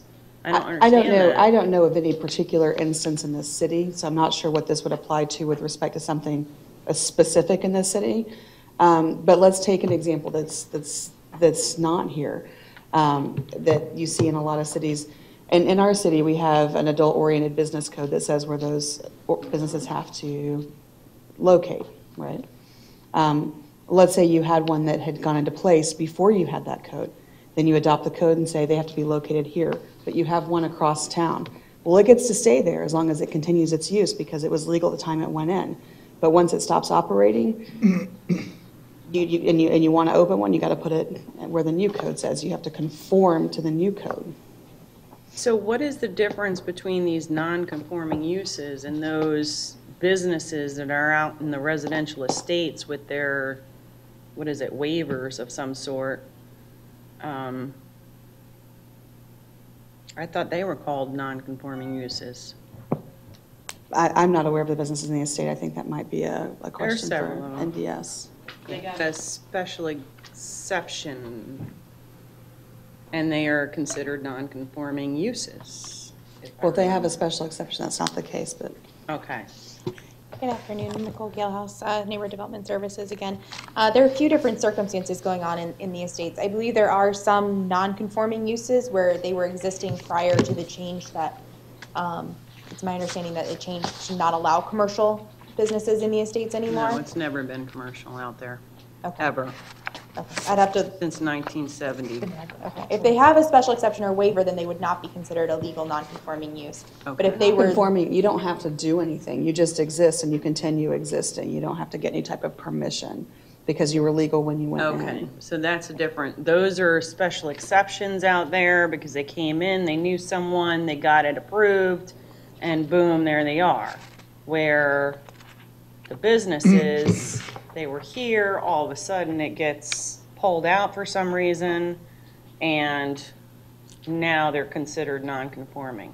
So my question is, how do we put that back in? Because, I mean, my concern is to allow all non-conforming uses, just this blanket allowance to continue.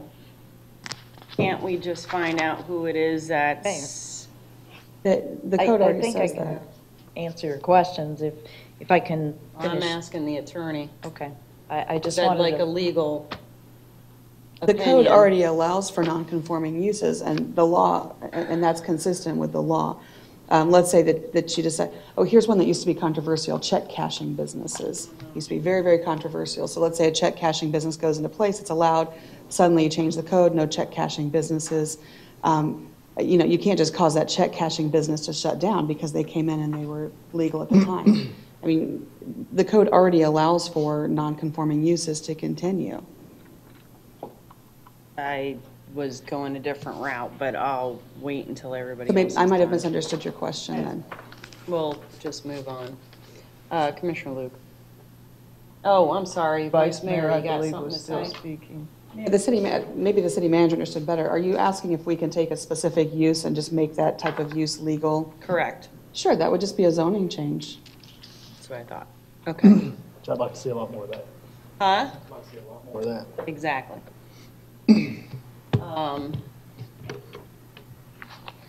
Commissioner. And then they're not non-conforming anymore, then they're That's it. conforming. Exactly. Because I don't believe they were ever supposed to be pulled out in 2010. That's from what I remember. You may not have, but there were some others that wanted them pulled. Maybe. Just saying. I just don't. Well, and so certainly, this commission can go through different areas and make changes and, tweak. And I think we did that for the neighborhood commercial areas, where we actually went in and tweaked as to what was allowed and what wasn't. So that can be done. But keep in mind as well that we have a whole rewrite coming up for the ULDC, and that's scary to businesses. Any businesses out there that would make an investment into Northport with a code like we have currently, that would be concerning to them, that if they invest now and some change happens 18 months, there's nothing to protect them in the code that they would be allowed to use their property to the maximum potential. And that's basically what I'm trying to tackle here. I think it's twofold.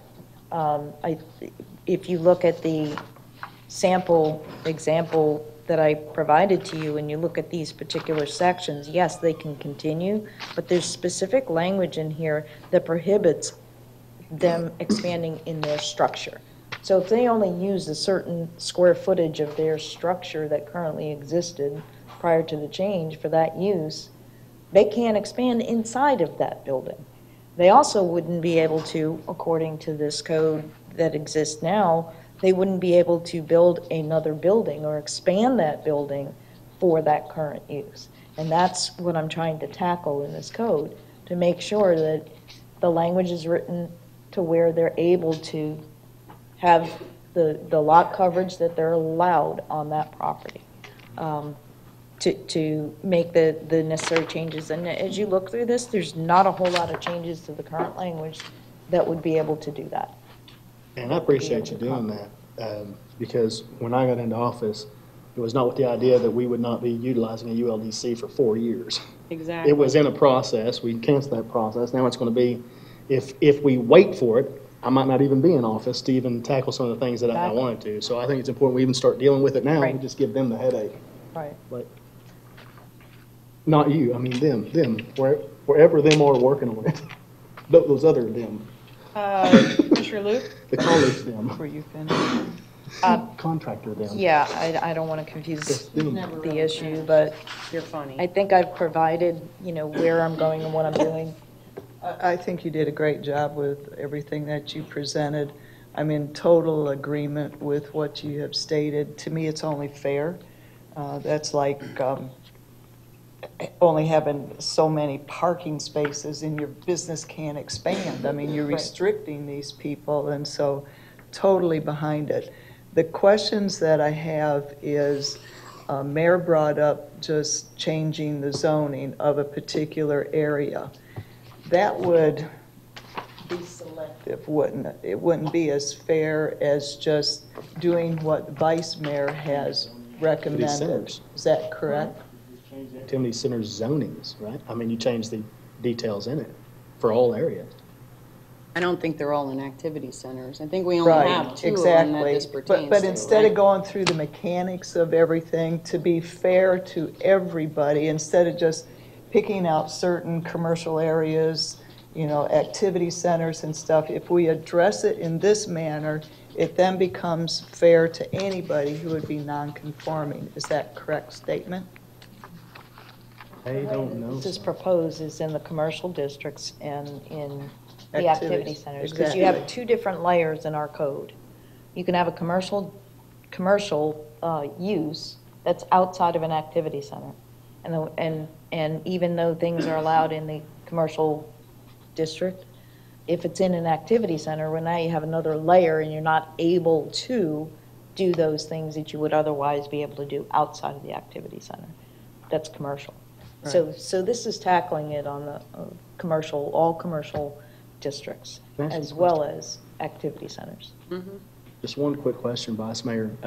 When you're looking at this, is it going to interfere? Let's say I own a parcel of land here and I've got my business and I want to expand, right? So the nonconformity will allow me to do this. But it's not quite big enough, so I buy the property beside it. Now it becomes my property. Now I have the room to expand. This would not hinder that, would it? Or is there anything that would keep me from buying a lot next to mine and then taking my nonconformity? Yes, because the property's use runs with the property and the nonconformity runs with the property. So, Even if I combine those properties? well, no, it runs with the property. So if you start with a property, that's this big, the nonconformity applies here. It doesn't apply to the 2 neighboring pencils, even if you try to combine Even them. if I combine them as a single? That's right, unless they were combined Already as, before. unless they were already nonconforming and combined and I part of got the you. whole deal. Okay, yep, thank you. Okay. Which is why we need to address it even deeper in. All right, so I'm going to take that as affirmative, the previous question. And then legally to the city attorney, there is no issue with us as a municipality interpreting and doing this to our non-conforming. No, there's no legal prohibition. That's what I wanted to hear. Thank you, ma'am. I love this. Just for clarification, the zoning change would be to the specific parcels that this falls under, correct? So a zoning change, when we talked about earlier that a zoning change would be another way to go about doing this instead of a blanket overall, every business has the ability to expand within their non-conforming use. That is not singling out. There's an actual process to that. So there would not be a litigious issue with that, correct? But, and to clarify what I thought you were asking after I got the other clarification was, okay, let's say we want to allow, and I don't know what it is, the check cashing use in a certain, part of town. That would be a change to the code. So it would go through the normal route to change the ULDC. Mm-hmm. And no, I don't see any legal issue with that. I didn't think so. Commissioner McDowell. All right. So if it's zoned one way, like picking on the check cashing thing, and they're not able to be in a specific area because it's not zoned for that, can't they also then come and say, hey, I'd like to get a special exception? So there are processes under the That's what I code, was and so I think what the mayor is talking about is adding a use by right. So remember when we didn't have anything in our code related to the cannabis dispensaries, and then we came back and we added them as a use by right, different process. We did a special exception for those, but we could have added them as a use by right. We could have said, oh, they can be located in these zones, as a use by right.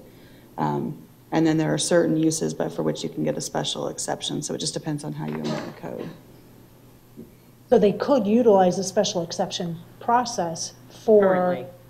that's in place. If the they code come allows, in- if the code allows the use by special exception. You can't just get any use by special exception. We have someone from planning who can answer that. Sorry, I just wanted to add a clarification. The special exceptions are any use that is not listed as permitted or prohibited. So if they are listed as prohibited, you could not use a special exception to allow that use. So let me get, is there certain businesses that are prohibited? Pawn shop. right? Pawn shops are Three prohibited. of them, there's 3 of them listed. Every zoning district Well, has pain prohibited management uses. we did specifically because of the pain management issues, but an adult has its own zoning, but a pawn shop is a prohibited Car use? Car dealerships? Yep. I mean, there's a lot, yeah, there's a lot out there. This is why I say we'll let the consultants deal with the hassle as we start digging through this thing. And the car, But this it's, addresses it while we absolutely. wait on that, exactly. This only needs to be addresses the done. non-conforming ones. Well, right, that'll get us to next week. well, and because I think when you get into whether it's car dealerships or, other types of businesses, it's not a carte blanche that it's not allowed in the city. It is. Certain activity centers, it's allowed. Certain ones, it's not. Right. I think when you start getting into picking the type of business and saying, well, let's just take away the prohibition, that's going to be a bigger conversation I think this Oh, yeah, commission's it's going gonna to be, have, yes. because it deals with a lot of sections in the code, and there's just a lot of other variables to it. The question I asked is, if we were to make a change specifically to this one section of the code that deals with nonconformity, how many businesses out there are in a situation that they are a legal non-conforming, business? There was 3. There was 3 that staff came up that they were aware Which of. ones are they? Obviously. Martin Septic. I had them here somewhere. I'm trying, city manager, I'm trying. Not, I can't say it, so I'm not saying it. Caddy cards, it's all in here. It's page 2. Page 2 of your- the No? Yeah, no, of report. the memo. And services memo, there's 3 Oh, of the them. memo. There we go. It's just, the way that I pronounce the word, I'm not saying Septic, it. dog boarding facility. So- on Just this thing. someone tell me. Who are they? Port City Pond, Martin Septic, and dog boarding facility in Yeah, the see, agricultural estates. I'm sorry, but Martin Septic is in the estates. Okay, So but- absolutely not. Okay, Mayor, listen to what I'm suggesting here. What you're suggesting is a what I'm- blanket overhaul, No, let it be you're not okay. listening. You're right. I'm suggesting, and I'm narrowing this down to commercial districts and activity centers. That is very, very specific, because we're talking about businesses in the business commercial areas. There's agriculture districts, there's other districts that things are going on. This does not affect that, or any business in that area. Is that correct, staff? The way that this is being proposed would not change anything in regards to Martin Septic and dog boarding and whatever else is going on in the agricultural states. Is that correct? Yeah, no, there's the. Yes, that's correct. Okay. So it's very, very focused to the areas that we have said, this is where commercial is going to take place. And commercial's not supposed to be in the estates. Right, and that's why it's a totally Exactly. different animal. That's It's a totally thing. different. That's why I was showing you this. And that is a totally different In subject too, because commercial there's more districts than within that activity out centers. there operating. There's tree companies out there. Right. And it's, Why can't we just change the ULDC to exempt the business that we're talking about? she's We're trying to talking do. about you cannot exempt a non-conforming grandfather business. a singular business that came in before the code changed? They already are grandfathered, but they're restricted in their Because of the grandfathering. non-conforming I language. get that, and I get that. But city attorney, we have throughout the ULDC a ton of exemptions where we have requirements and then it says all those within the district have to abide by this except for. Why can't you do the same thing? Because they were grandfathered essentially. They were here before it changed in that particular instance. I'm not sure I understand your question, because they are already protected as non-conforming uses. They can continue that use. I understand, but they The one can't thing- expand. Right. And they can't utilize all of their rights had they not been written out of the ULDC as a prohibited business. So how do you add their particular rights back in without having a blanket change across the board for all commercial districts and all activity centers? I'm not sure, because you can't just zone for a particular business, or a particular property owner. But you can rezone the property, correct? Not for prohibited use. Or allow for the business within a certain area. Yes.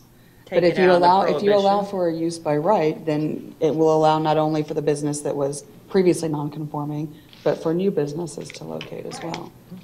Sure. Right.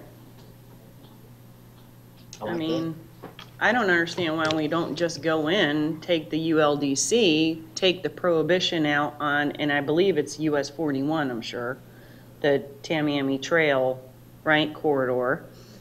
Why can't we just remove the prohibition throughout the the Tamiami Trail district?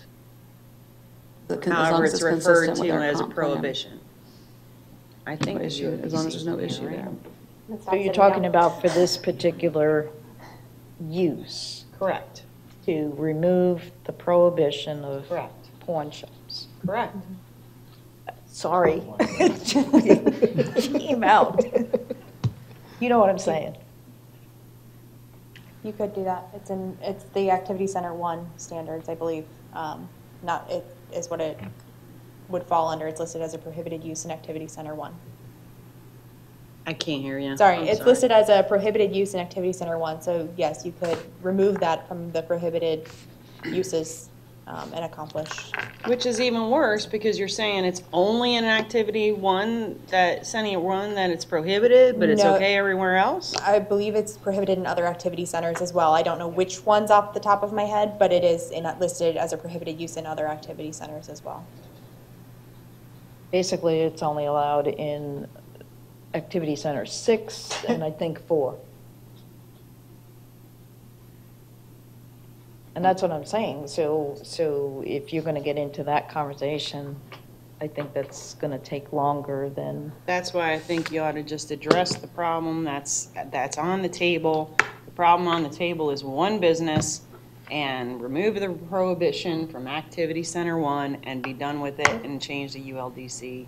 Because we said we would change that ULDC prior to waiting 3 years for it to be rewritten. We were very clear about that.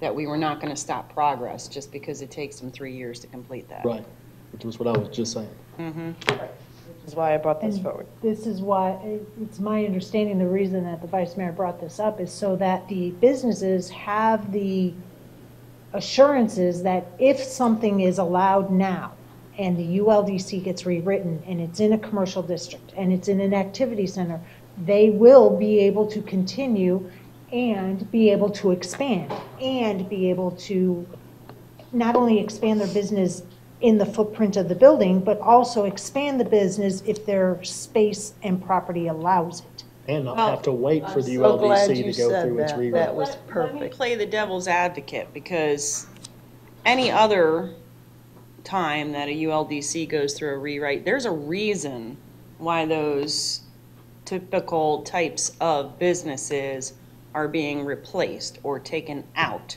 of the area. It may be a redevelopment of the area. It may be that they plan on creating something completely different than what the original vision was 32 years ago. My point is, there's a reason that those ULDCs are changed every 10, 15, 20 years. So prior to me hamstringing any commission or planning department now or in the future, I would rather just deal with the issue at hand, take away the prohibited use within that activity center and be done with it, because I am not in agreement with just a blanket overall, if you're non-conforming, you're okay to go and you're okay to expand. I can't agree to that. But that's not. That is essentially what this says. But what Yes, it is. businesses are you afraid of that that It would doesn't exist if it's matter what only one. exists. I'm talking about the future. And that's exactly why I'm trying to say, from a private property rights perspective, I think it is so instrumental that businesses coming to our community have an assurance that they can invest in our community, and a commission is not just going to say, hey, we don't want this anymore, and we don't want that anymore. But they And have an then- assurance that they can continue their business as it exists through the state statute and through this nonconformity use. Right, but The being problem is they don't constrained. have, they Ability don't to have a grow. guarantee that they can expand. Now, once again, the only reason why I'm saying that I think we should address this specific issue is because I believe it's wrong. I believe that there should have never been a prohibition placed on that, and I'm telling you, I don't remember that. What I But see with the vice mayor. regardless, this is a way to handle this particular issue without messing the future up, is what I'm trying Well, to the way get I at. see what she's doing is, this is a fix for the right now, and then we can get into that, get rid of those prohibitions, and then this would be of no effect, correct? That's not how I Because it read wouldn't be it. the non-conforming if there's no prohibitions. Or if those prohibitions are missing, wouldn't that be correct, if we change the ULDC later after doing this? They're only non-conforming if they are not conforming with the current regulations. Exactly. If the So then that would- regulations change, and by operation of that, the property is now in conformity with the Right, regulations. yeah, so then it would no longer apply. It would no longer be relevant to Say the is property. that if this happens in the future, will this change then apply to those people who are then non-conforming? So in other words, we turn around and we say tomorrow, no restaurants in Activity Center 1, okay? We have Old World, we have Family Table, whatever. And they now become non-conforming. Does this not allow them to expand? This It would allow them. This to would, which I allow- think they have a right to do so. Yeah. But it's Why would only they the not have a right to businesses that are in the commercial activity centers that would be allowed to expand. If they're in agricultural, they would not be allowed to They expand. understand Who would we be as a that. government to tell somebody they can't grow and prosper? Who would we Because be? there's a reason why things Well, the are reason being is changed in that ignorant, right. ULDC, and usually it's inspired by the public participation, or it's inspired by some sort of, complete redevelopment of the area. But it's not their property, it's the The problem I private have with some of it business's is, we property. have what is called inalienable rights, which means they're unchanging, and part of those rights are right to property. That is an unchanging right. You might know it as the pursuit of happiness. It began with John A Locke right with to the pursuit of property, but property. you don't have a right to put on that I have property a what you right, I want. have a right to grow and expand my business, even to the point that John Hamilton said, we use our property as an affront against government. So it is designed, the right of property is designed to withhold government back. That was the purpose. And the bottom line is that if the government wants to do something with other people's property and redesign and say, we don't want this anymore, then fine, then they're going to have to pay. Because that's fine, that's a taking. That's a taking of that individual's right. And so sure, the government can say that if it's a public purpose, and that's how it boils out. Vice Mayor, just to clarify on the record, legally, that is not a taking of a property right. What the non-conforming use is to preserve the person's interest in that what was previously use by right. So modifying the zoning codes, that does not constitute a taking that is compensable from the So government. you're saying that when the government comes in and says, hey, we don't want you there anymore, that they don't have to adequately compensate the individual for the loss of use of their property? That's not what the zoning codes do. Even though the person was already built? That's right. Can continue. A change in regulation, a change in zoning or land use regulation does not evict someone from their property. It does not change the ownership of their property. It allows them to continue that non-conforming use until it is abandoned. Once it is abandoned, the property must come into conformity with the zoning get that. regulations that the governing entity adopted, finding a public purpose and reasons for. So they don't kick anybody out. No, but if they prohibit the expansion and the use of that property. No, the courts have consistently found that the local government has the right to do that, has the right to place limitations on non-conforming uses. That law, that case law is very well founded. Now, the flip side of that, which you've asked me, is there anything that says that, you know, that we can't allow them to expand it? No, because all the courts are concerned about are when you limit it. And they've said, yeah, you can limit it. A limit on the expansion of non-conforming uses is incredibly common in zoning regulations, because the whole point of adopting zoning regulations is because you want the city to conform to them. It's the idea of ultimately getting everybody to follow what's in the zoning regulations. That's the whole point of them. So, no. So they wouldn't have to pay. Correct. What's the likelihood of other non-conforming uses suing the city to say that, why didn't you make it applicable to us, and winning, essentially? Because here we are just picking and choosing, and now we have other non-conforming uses out there who can pretty much go and hire an attorney and say, well, you allowed it here, you have to allow it here. I mean, I would say that there is a greater chance of that when you're picking and choosing and you lack consistency.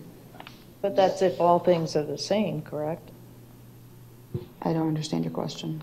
When you have a commercial district and there's a particular use within that commercial district that is now prohibited, that's totally different than if you're in agricultural area or you're in a different district and now you want to expand a use that's not conforming to the district. I mean, I think they're different. The variables are very different. I agree, but I think it's still a litigious issue. I still think that they have some meat in that, the ability to go forward and fight and say you allowed non-conforming uses, this blanket exemption, and it doesn't matter whether we're in different zone districts. But you're not. It's still a non-conformed use. But you're not. That's what it's about. But you're not doing it carte blanche. You're doing it in commercial and activity centers. I think those are some of the arguments that would be made. But if the question is, you know, is there a higher risk of litigation with that? I mean, the answer is always going to be yes. Yep. I just think you ought to address the elephant in the room, take care of Activity Center 1, and do not mess with the rest of it, because I think you're going to be in a lot of trouble. Commissioner McDowell. Well, it depends on which way we're going, because if we're going to stick with non-conforming, then I'll ask my questions. If we're going to just scrap this whole thing, my questions are irrelevant. Well, I'm okay with going with what has been presented with the context that we will come back again, because I want to address these very issues in our ULDC, and I don't want to wait for it to come back 5 years from now to do so. What do you But mean? I think this is a fix right now. This is going to help the right now.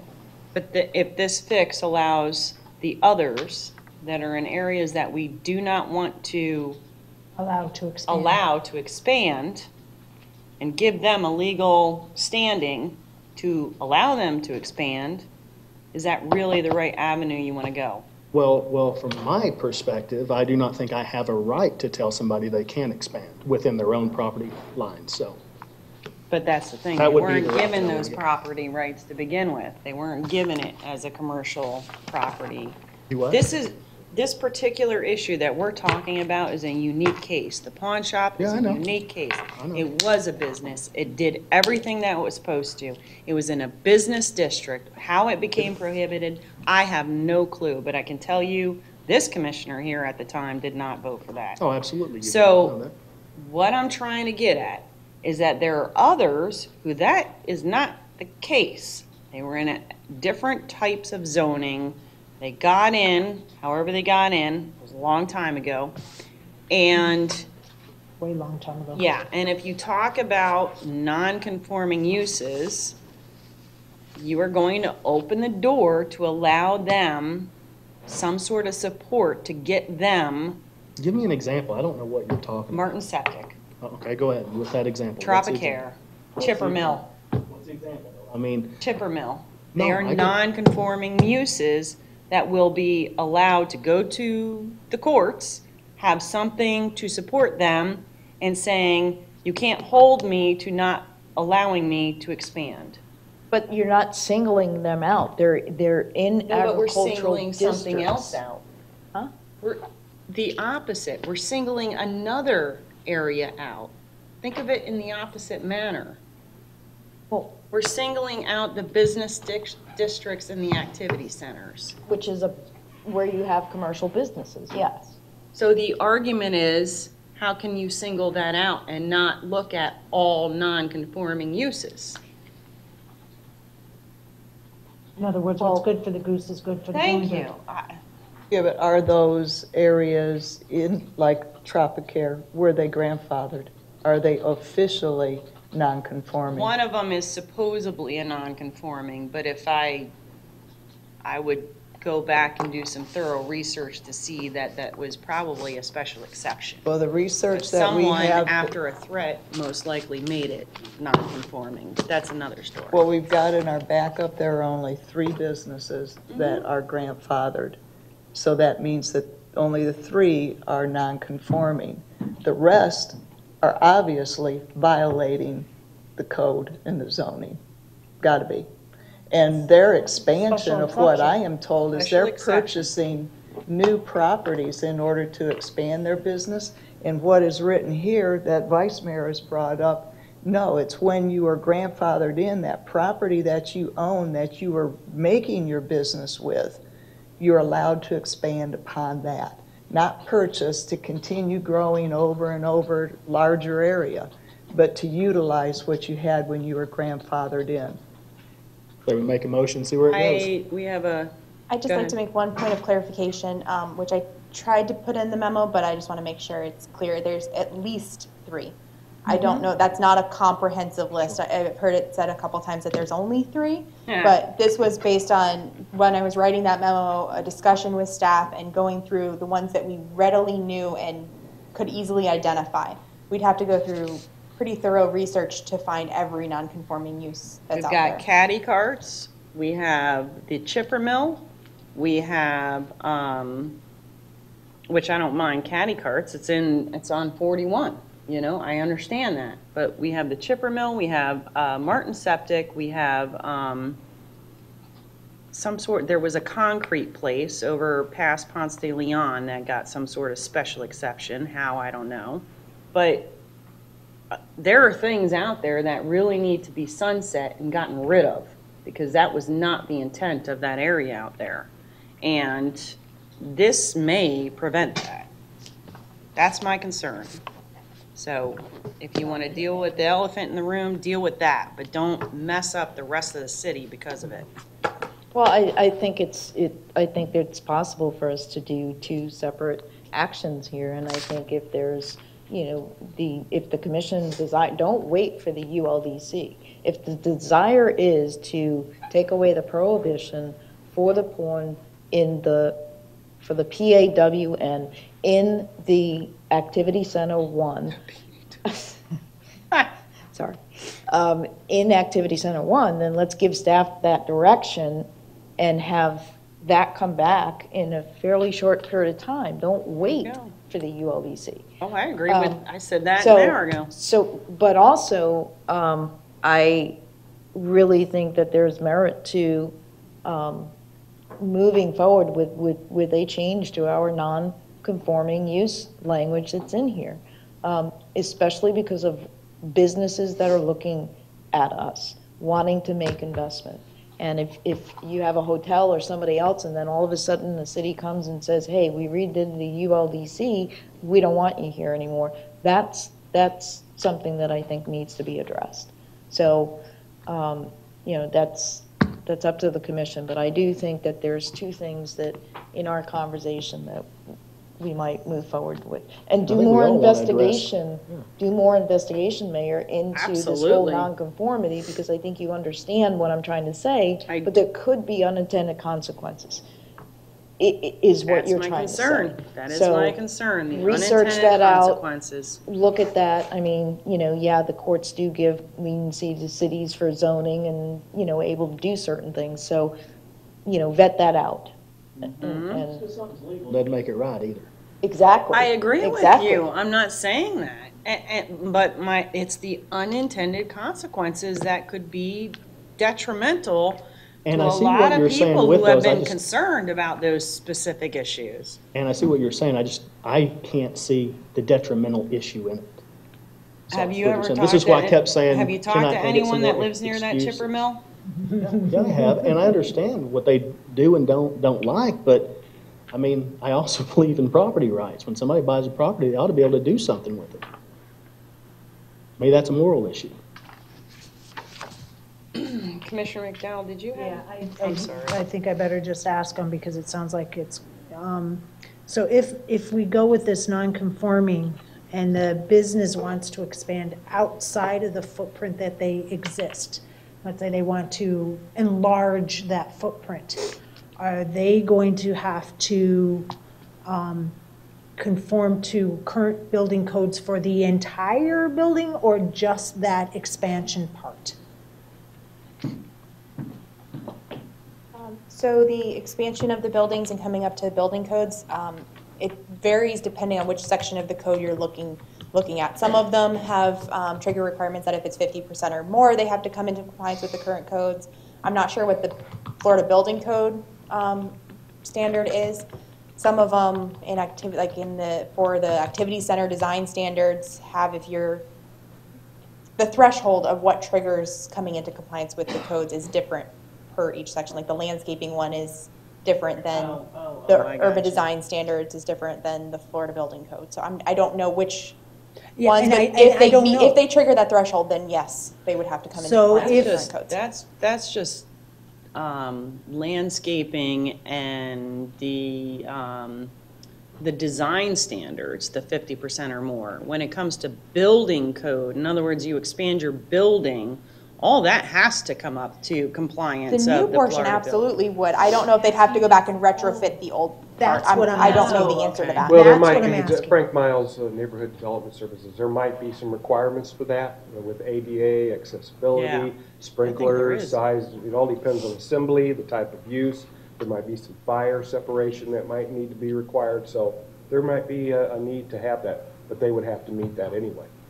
Okay, so it is possible, general speaking, it is possible that just because they're expanding the footprint of what they have today, this passes and they are able to add an addition onto their business, that they may have to conform to building codes and bring the old area up to code when they're putting in the new area. That is correct. Okay. So the next part of that is, so let's say they now have an expanded edition of their building, and in the old building, they were allowed to have like 3 parking spots because of the size of their building.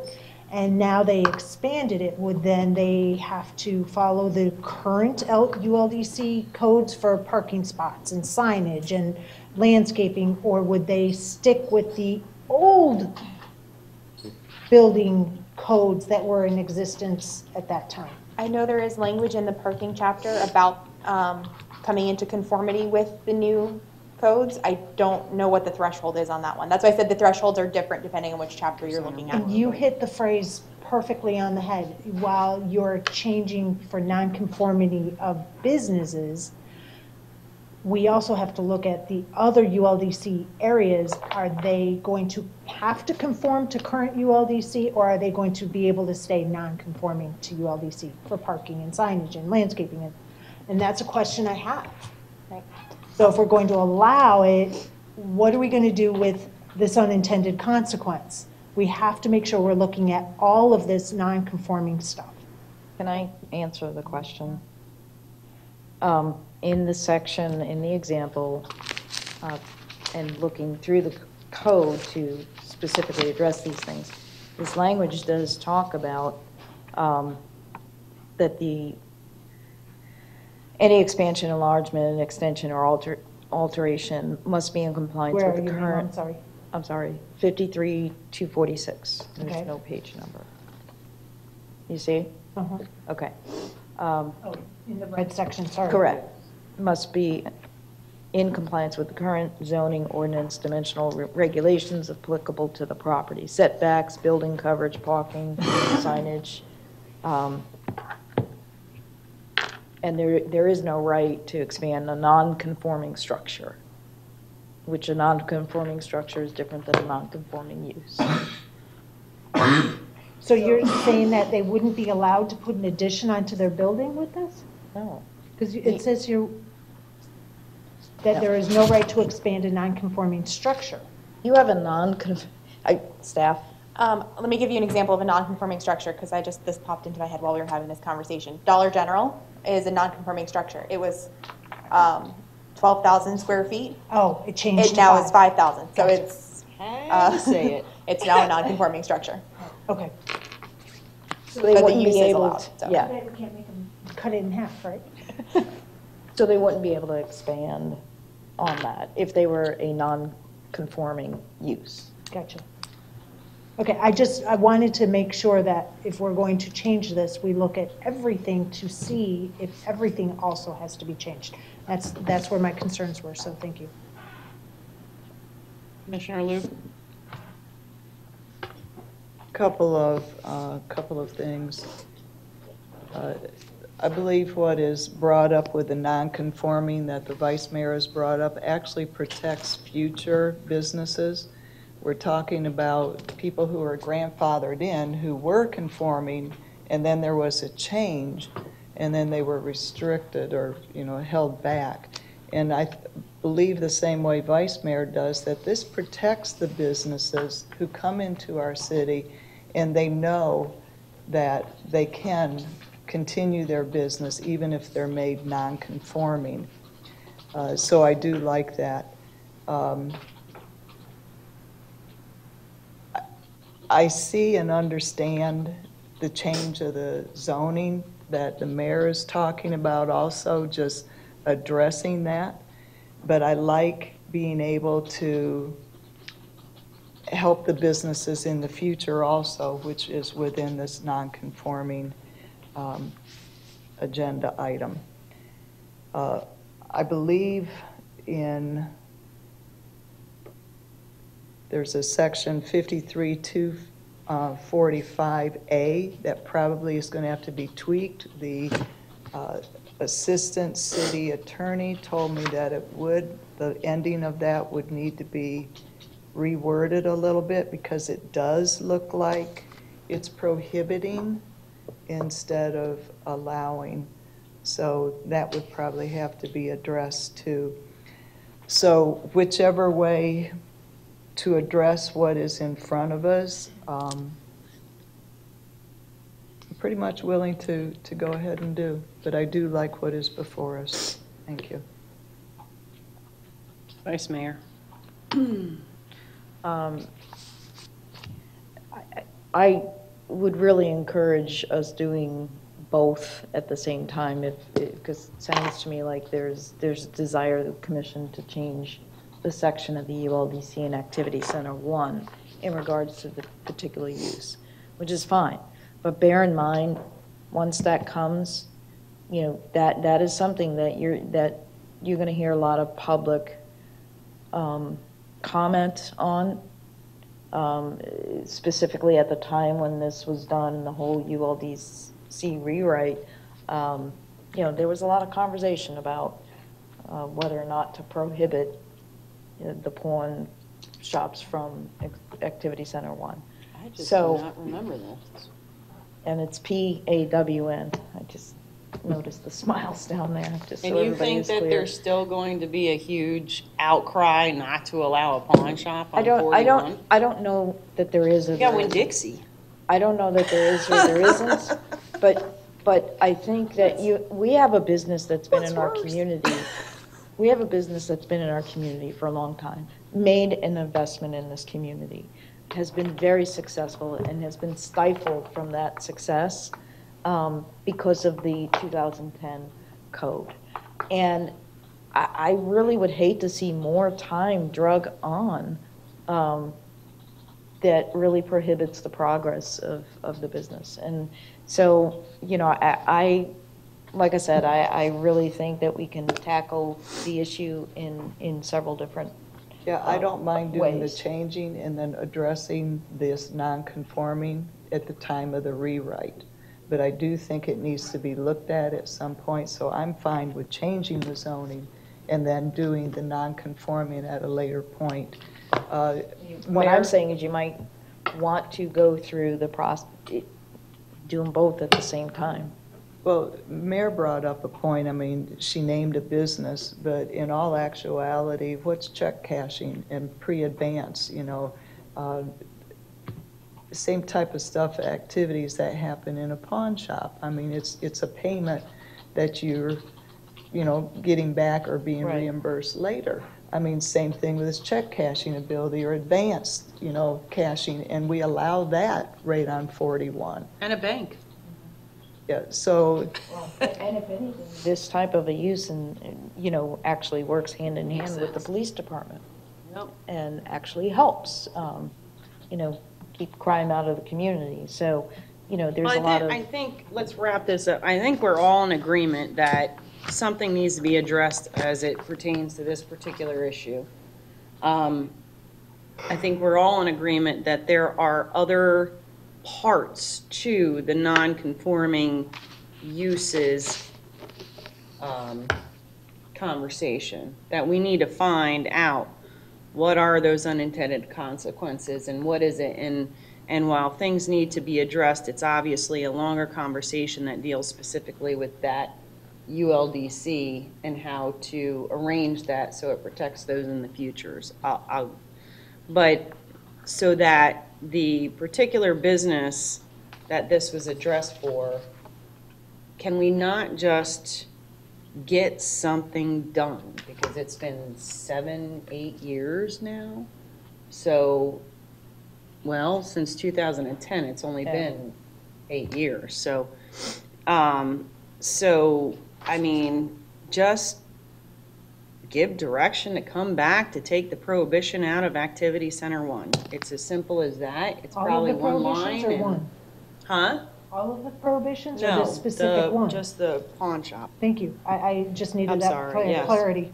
Mayor, the 10 years is how long that business has been a partner in our Oh, community. yeah, I know. I was Yeah. here on that one. But So if we remove just that one prohibition,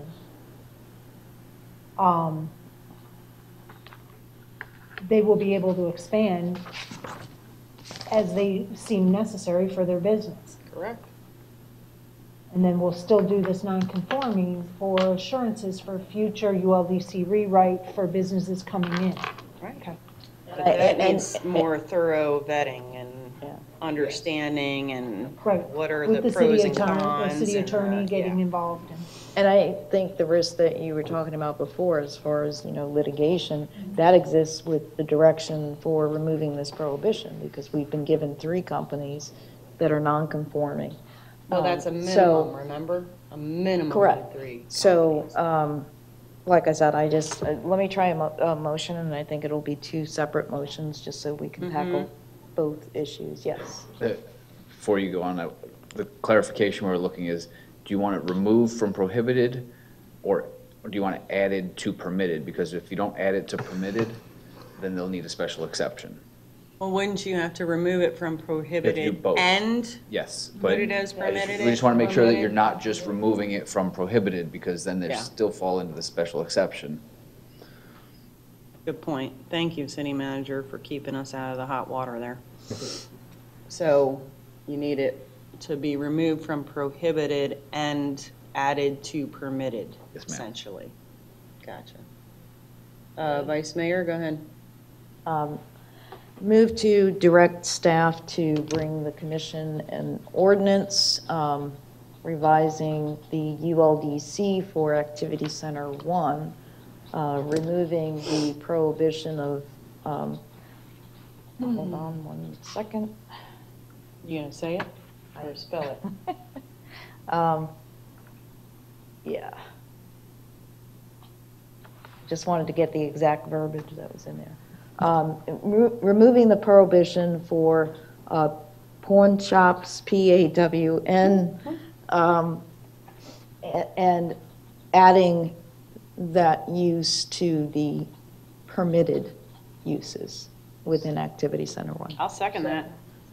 I already pushed the button. Ooh, look at you go. All right, so it's been moved by Vice Mayor, seconded by Commissioner Luke.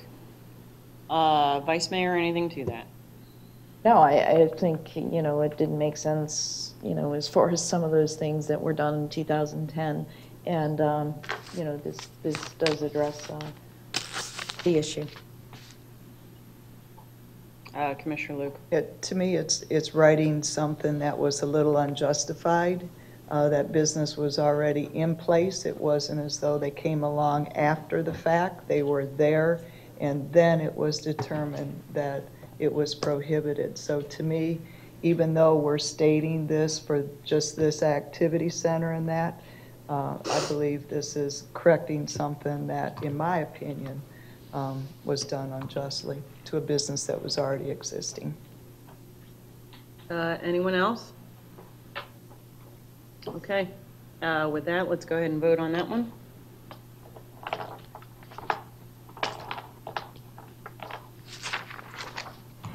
That is unanimous. Okay. Next, Vice Mayor.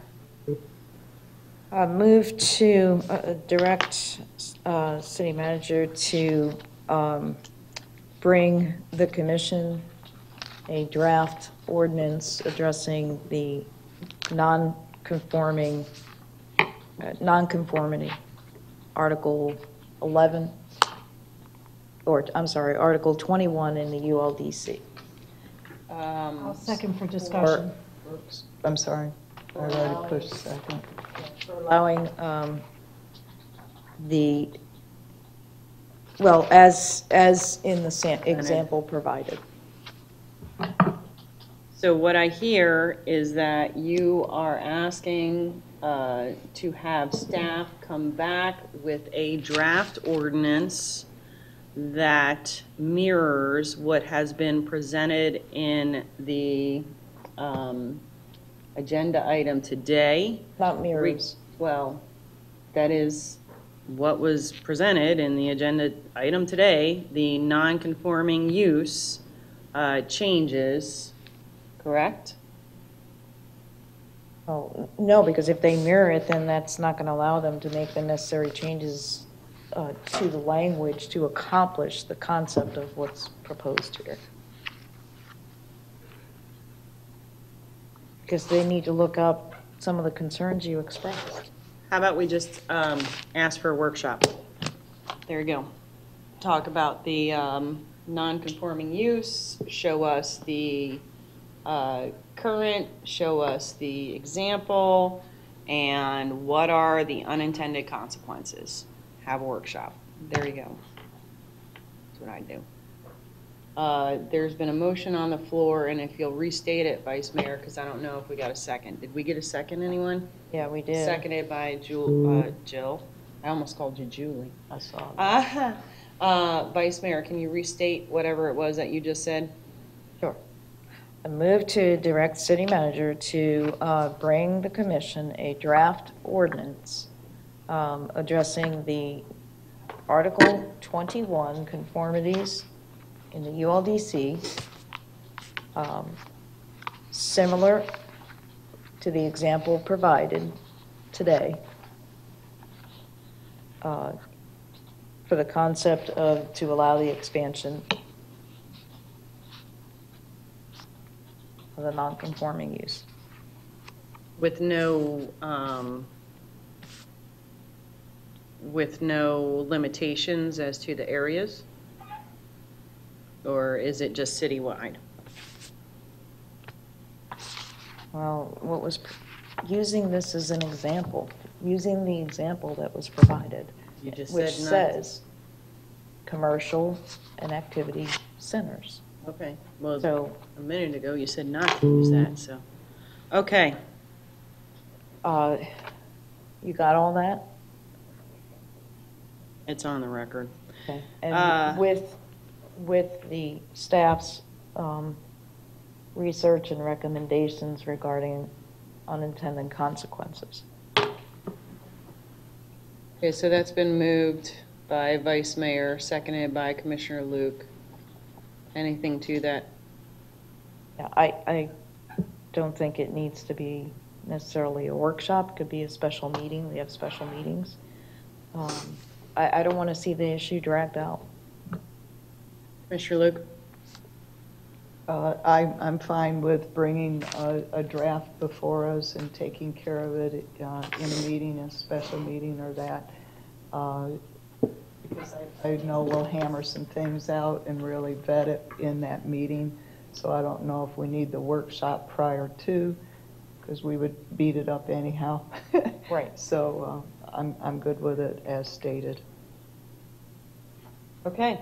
Commissioner McDowell, you have your light on? Yep. Okay. I'd like to speak to the motion. So if we bring back a draft ordinance, we're basically going to repeat what we just did. So why don't they bring back a first reading with the staff's research and recommendation, present it to PZAB, bring all of that information to us at first reading, and then we can vet and do what we need to do. I couldn't agree with that more. That actually sounds like a great idea. That makes sense. Would you like me to amend it? Sure. Make an amendment to have staff bring back a first reading after it's been vetted through PZAB and with their staff research and recommendations. Second? All right, so there's a amendment to the main motion for the staff draft ordinance to be brought before PZAB with recommendations and amendment or suggestions to be brought back before the commission, correct? And that was moved by... For first reading. For first reading. That was moved by Commissioner McDowell, seconded by Commissioner Hanks. Anything to that? Okay. Are you done, Commissioner McDowell? You got your lady on. There you go. All right, so what? Let me just ask for clarity. So what's going to PZAB, using the word draft meaning It's going to drafting. be a first reading. But I'm it's going to sorry, be I a said first. draft. I thought it was a draft. No, first reading. Right. We're changing the word draft ordinance in my Correct. motion to To first first reading. reading. Thank you. Yeah, so, So basically, it's, the amendment is the first reading with PZAB's input, and then the original motion is for a non-conforming use of the example, similar to the example presented for Article 21 with staff's research and recommendation. Okay, so let's go ahead and vote on the motion, the amendment. That's unanimous. So now let's go ahead and vote on the main motion as amended.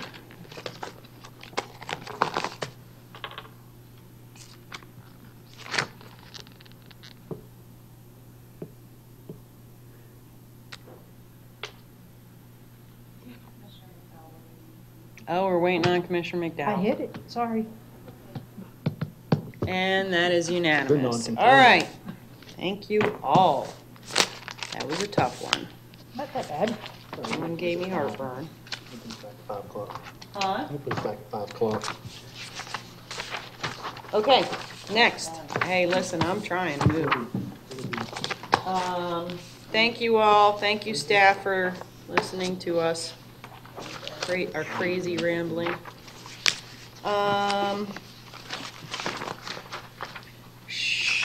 Let's go back to 4C. Are we ready for that, or what's the deal? Let's pull that. Pulling it? Okay. Do we need a motion? Commission? Make a motion. I'll make a motion to pull the item, resolution number 2018 R15 to a future meeting at the city manager's discretion. Okay, so it's been moved to pull item number 4C and seconded by Commissioner Hanks. Let's go ahead and vote. It's getting there. Move slow. And that's unanimous. Well, Mr. Black couldn't be here on medical. problem, so hopefully he'll be able to be with us when it's brought up next time. Okay, next up is the consent agenda. If anyone would be so willing to make a motion to approve items A, B, and then D through L. And then we will talk about C, or you want to, because C has to be pulled, we have to. Yeah. But there's another item, I tried to get some clarification on the break, and it's number L. That's Safe Children's Coalition. That's what that is. Our agency What is it? agreement. It's a contract between Safe Children's Coalition and the City of Northport Police Department. It has to do, it's an annual thing, and it has to do with their juvenile justice. We used to bring them to Jack, but now Safe Children Coalition, which is run through Sarasota YMCA, are the ones who provide the service. All right. Do we still need to pull it? No, probably terminology-wise, that's not a government agency? No, it's a I nonprofit. didn't think so, okay. So they can make that But it is terminology determined by the change. government to be one of the providers that's outsourced in order to handle juvenile assessments, among many other things. Because it was talking about Agency agreement, interagency agreement, so. clarification. Captain Covell could provide information if you want, if you decide to pull it. If not, it is a renewal also. Okay, so now that that has carried on longer than Don't need to pull expected, that? somebody please What's that? approve Oh, you don't need A, to pull. B. No. Let's I'll make- get go with ahead. Mr. Coleman. I'll make a Down. motion to approve the consent agenda items A, B, D, E, F, G, H, I, J, and K, pulling items C and L. She said she didn't need to pull L. Need to pull it, I will, Not. no. I'll just get with Captain And we will Coleman. include L in the consent agenda. Do you have a second? All right, so we have a motion to approve consent agenda items A and B, and then D through L. Okay. Let's go ahead and vote. We do have, it was motioned by Commissioner McDowell, seconded by Commissioner Luke. Go ahead and vote. And that's unanimous. Okay. Polled was item 6C, and Vice Mayor, that's you. Yeah, the only reason why I had pulled that was because it wasn't indicated on here for the two appointments, whether or not we are going to appoint them as at-large, because one indicated at-large request and the other one didn't.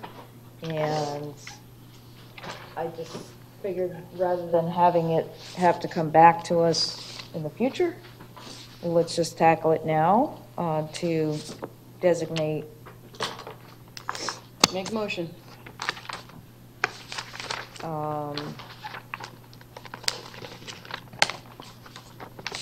They didn't check it, but they did underline residents at large on the second, in the One, yeah, the second one. paragraph. Yep, and actually, What was at large and what was the other one? the other one's not indicated, but Ms. Joan Morgan is here, who's applied for it. And she's like the history of Northport. So, Absolutely. you know, with the background, with that kind of background, I didn't know if there's one of the other disciplines that we wanted to designate.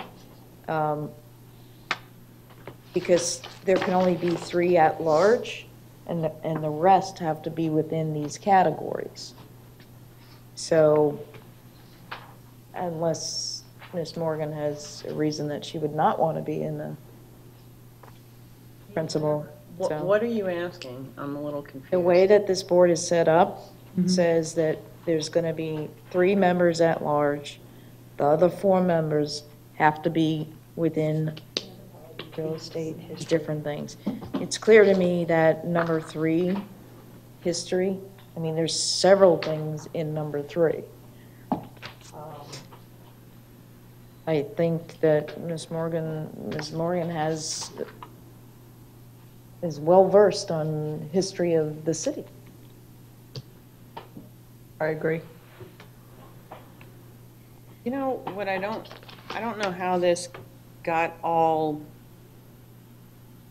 clustered. I thought that there were two different boards. One was kind of an architectural or agricultural or archaeological type board that was going to handle more of those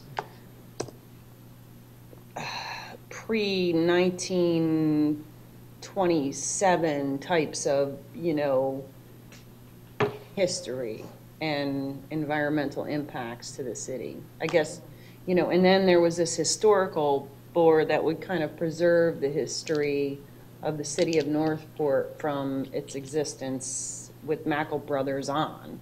So I think it was all combined into all one, combined that it's into going to one. be the city's history as well as history in general. And no, I get that. I guess so- my concern is that it's kind of stacked with archaeological and environmental protectionists, and I just don't want us to lose track of the last 50 years' history, I guess is what I'm concerned about. And that's why I was suggesting possibly, because Mrs. Morgan is a retired teacher and history teacher. History teacher even. So that's why I'm thinking that this fits into that category of practicing or retired professionals.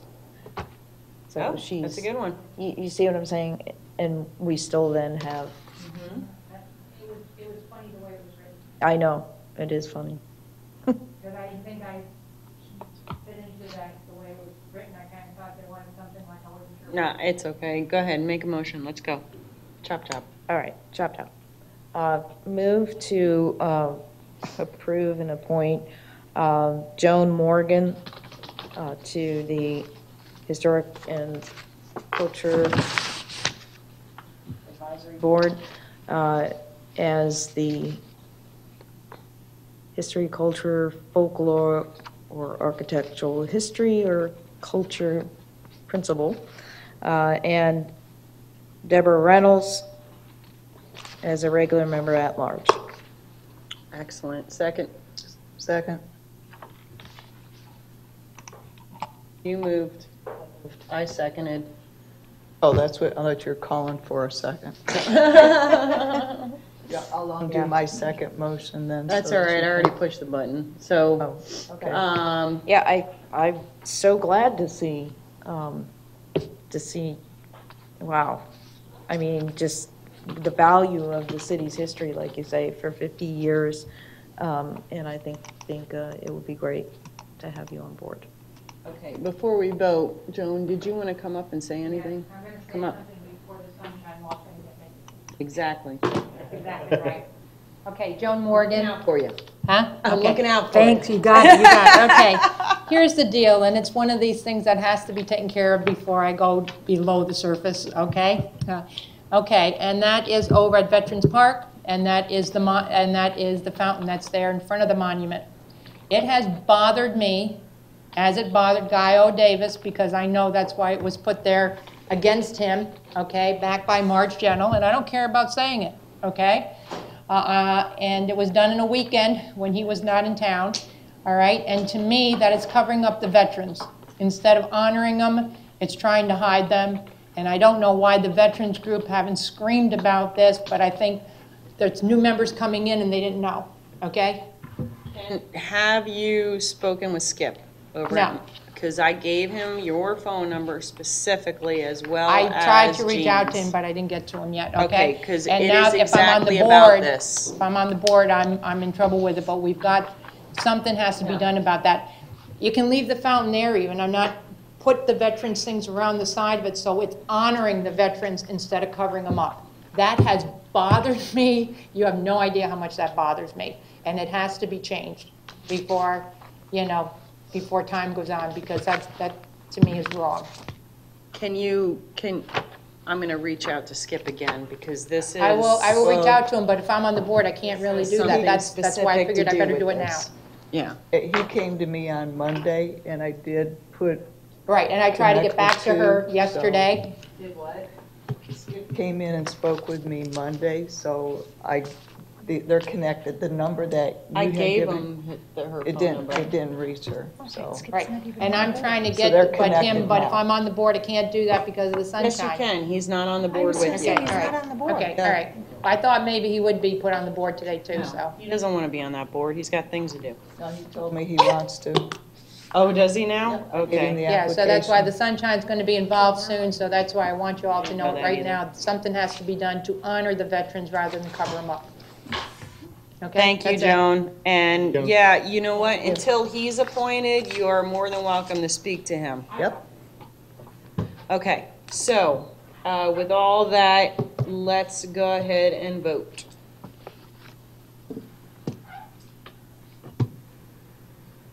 And that's unanimous. Thank you very much, folks. Okay, so Joan, that was what this general public comment was? Okay. All right, folks, praise God. Public comment, we have none. Commission communication, Commissioner Hanks. No, I just want to say I don't know if staff's going to know what to do. When they leave here, they're going to have to go back to work instead of like go home and try to get to sleep before tomorrow. We haven't gotten to this end yet. All right, sorry guys. No, I'm good. Commissioner McDowell? I understand that we are waiting for a Biscayne Boulevard update from city manager. And according to his little sheet, it's going to happen in October. And I just want to make sure we're still on track so we can get this update about Biscayne Boulevard. An update on what? The landscaping? The mess. Did you see the 52 city public works employees out there on Biscayne? Yes. Working their tookus And why off? is that? Oh, because it was a mess. No, I know, Oh, but. but sorry. We have a contractor that, and this was all part of this update, and how we're gonna make it beautiful. Contractor and update. Contractor, the city, the plantings, how are we gonna make it beautiful? And that's what I was just wondering, are we still on target to have this part of the sometime in October discussion? Didn't we talk about also looking at the past Yes. map and looking at those trees where we approved them and yet what actually exists? Because I don't believe that they're what we approved and what is there Well, today, we right? had the as-bills delivered. We have the as-bills, there was a big document. And then they were gonna also get with the tree advisory people and our greenest citizen. That's all part of this update that I'm. I remember that and I thought they did, but okay. Well, we haven't gotten that update. I thought we did. No. But, all right. No, I mean, we didn't get a big update, but I get what you're saying. It was Okay, supposed to be city manager? We will have you an update at the next meeting. Part of, one of the delays we've had is we did have one of our board meetings, the one you guys told us to go to, didn't have a quorum, so they did not meet. So that part of it will come in November, one of your advisory boards. So we can't control if people don't show up to the advisory boards, obviously. But we did have staff out there and they were doing some of the cleanup. It relates to an issue with the contractor that was out there and termination of that contract. So rather than just leave it, I believe it is that we've terminated that portion of the contract and attempted to clean it up at least somewhat ourselves. So, We'll get you a memo this month to meet the October, but obviously we're not going to get in front of the board till November. So we'll be in front of them in November and you'll get an even more detailed one after that with the recommendations. so we'll be getting a memo at some point, or are we gonna have an agenda item? You'll get a memo at some point for October. Give you a detailed explanation of all of these events that I just briefly discussed. And that's all I have. Thank you very much. Thank you. Vice Mayor? Wow, okay. Just have a couple of things. I had mentioned at a previous meeting about St. Salva Church celebrating the 100th anniversary since the raising of the Serbian flag, and they just did a celebration, but it was happened in July, and they were going to do a proclamation or think about a proclamation. Well, they're going to do something next year, and, you know, trying to plan now for that July date to coordinate with the actual anniversary date. So I just want to let you know. Okay, that hold you're on. not getting. July, they're gonna need the proclamation for July. Yeah. So we should probably August, make sure it's completed and. You mean June? No, I'd say. Yeah, I'd say May. May? Coordinate. Yeah. It's a Yeah, July proclamation. here I'm that's trying to being make read. it after the fact, Oh, I right? was like, really? Yeah, I'm good. Okay, so what, May, you think? May. Yeah. Write this down. Reading the proclamation in May for something No, that's no, happening to in. prepare it. Prepare it, to reach Okay. out, you know. All right, so it's that- Saint, That they, Saint Saba. yeah. St. Salva. Don't they get with the city clerk? Why are we involved in that? Don't they get with the city clerk? Come to me, and also went to their celebration and was trying to work on the language, but since it's so far from July, they decided that they're going to do it next year. So I'm leaving, I'm not going to be here, so I'm why I'm writing it in communicating. here. So I'm communicating, and I know Commissioner Luke was there at the event too, I'm so. connected. Yeah. And so- what was it for, by the way? The anniversary of the raising of the Serbian flag over the White Oh, House. yeah. Yeah. I remember that. Yep. So they'd like to do something next year. Okay. Did you give them city clerk's phone number? Did you give them city clerk's phone number for May? I was just going to ask if you could forward me anything you have. I definitely will do that. All right. This is going to still be read in July, let's clarify. But the reminder I'm putting in is in May, so that we can start on it in May, so that it is advertised and created and developed for July. Yeah. They had never done anything like this before, so. They did, what the heck was it? They gave us clocks. Are they still here? They're not still here. And they But it had, had to do with the, like, D-Day or something, and World War II, and the Serbians. So they came for a The proclamation for twist of that. this too is the flag actually flew in February. So I think probably a little more discussion. February. They have Why a July can't date. we- That's when we went out there, but Huh? it was the thing that I read that No, we day went was in September for their event, and it was July. date that I read it, so. Well, We'll if just you- speak- we'll just just find speak with out, them. just find out, yeah. You know, there's not going to be a proclamation here in October. So if we yeah. don't hear anything in February, it's in my calendar to make sure it's brought up in May. Okay. Or August, which. Or August, whatever comes first. Yeah. Because we're not even sure at this point. Yeah. That's a good one. That's why I had to ask you, why are we doing this in August?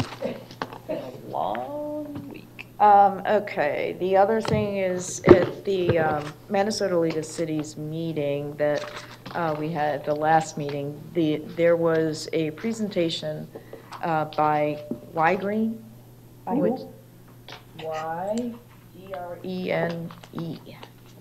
Y-Green Energy Fund. They do PACE financing for the PACE program. And there's resolutions like the Sarasota County has a program that cities can opt in because the collection of the PACE goes on the tax bill.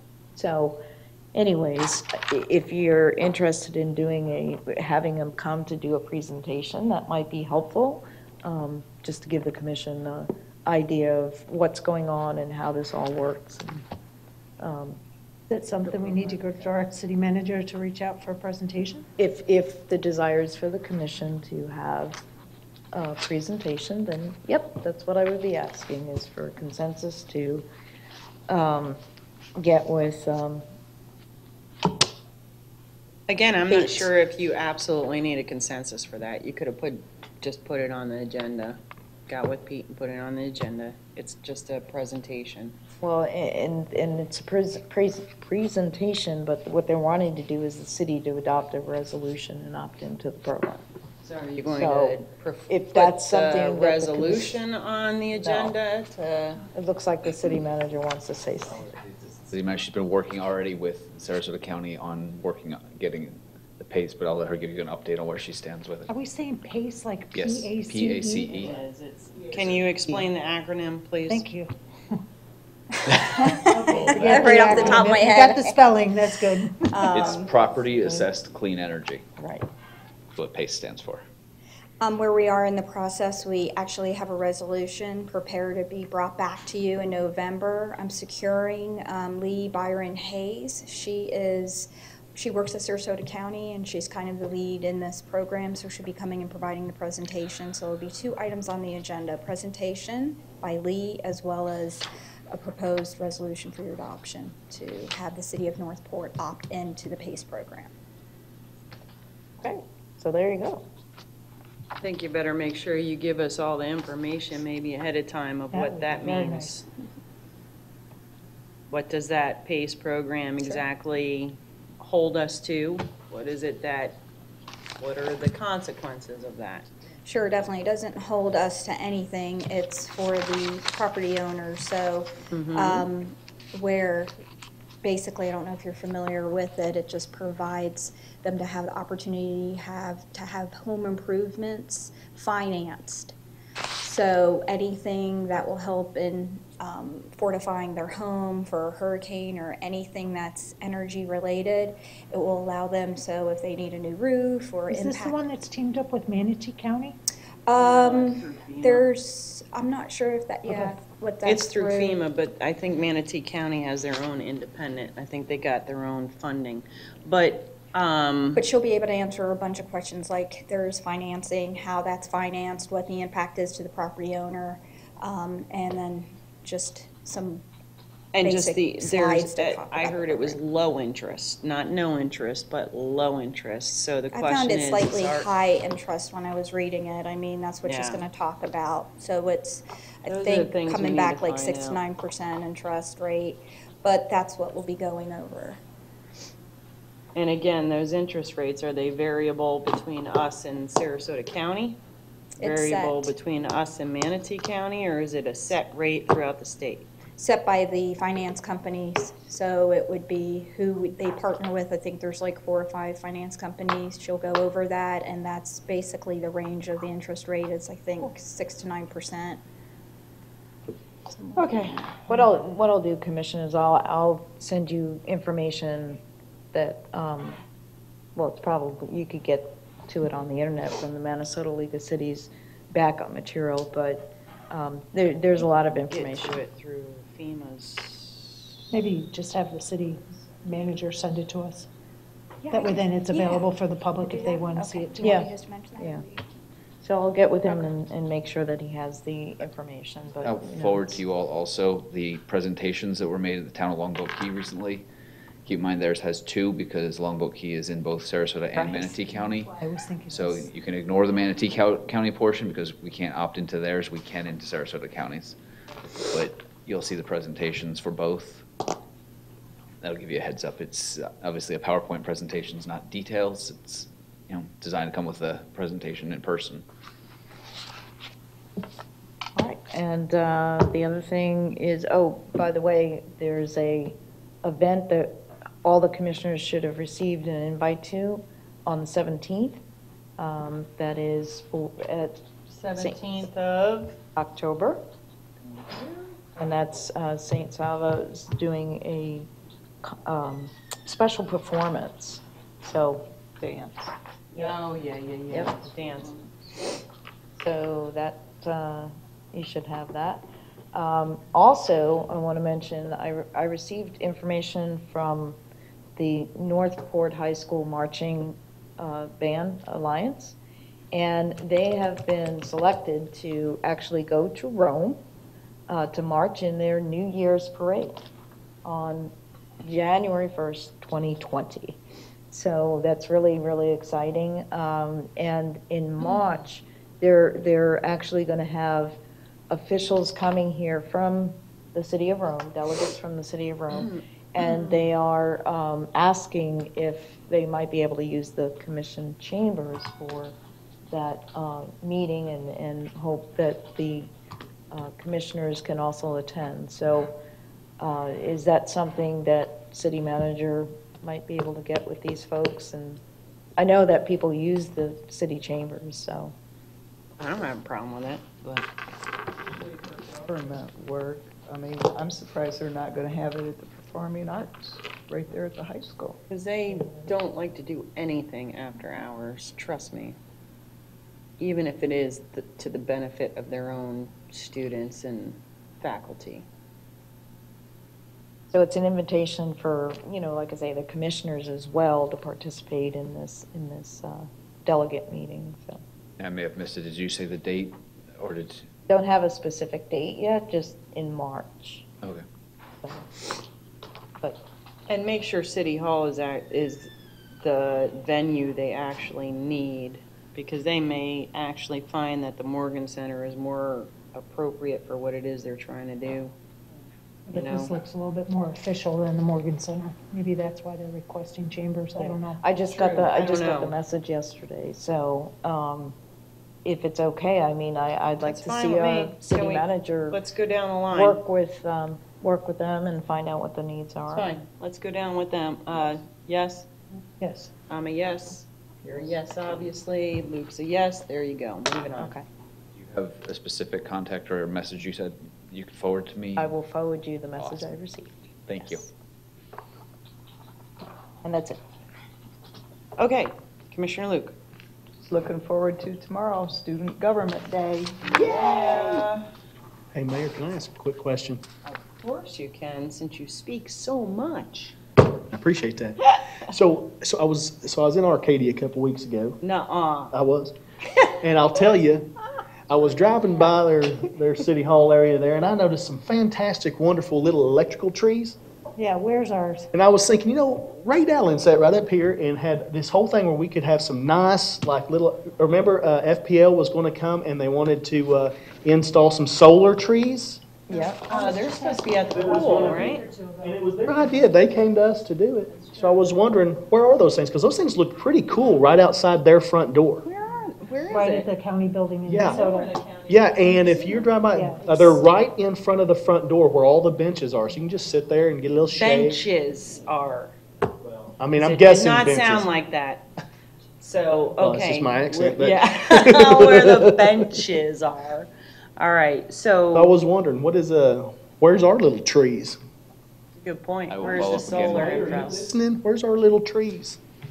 That's an excellent point. We have not heard any update on to what FPL came here and said, hey, we took all your money, now we gotta do something for you. Okay. But that's it. That's all I got. I just That's had to see those exactly what things. it Because I was just asking him about that a few Yeah, when I was weeks ago. riding my horse downtown. You can do that. Well, you used to be able to do Used to be able to. it. Yeah. Thank you. Okay. Everybody's good? Let's see here. Everybody is aware of the fact that the policy meetings have been canceled for tomorrow. Really kind of saying a prayer that everything goes well, because we do have a lot of those FLC folks that are in Tallahassee, and it surely looks like it's on its way. It's on its way that way, kind of, So I guess we should all kind of just say a special prayer for that one. Also,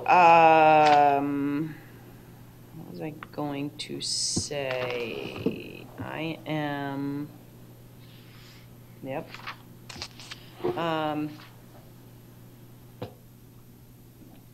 Dang, I can't remember. DCF, that's what it was. Okay, so in case some of you have not heard, after that whole episode with that baby being disappeared and then found to have been passed away, not by his own hands, later on, I took that personally for some reasons. And so what I did was I developed a task force. This task force is made up of ex-DCF caseworkers.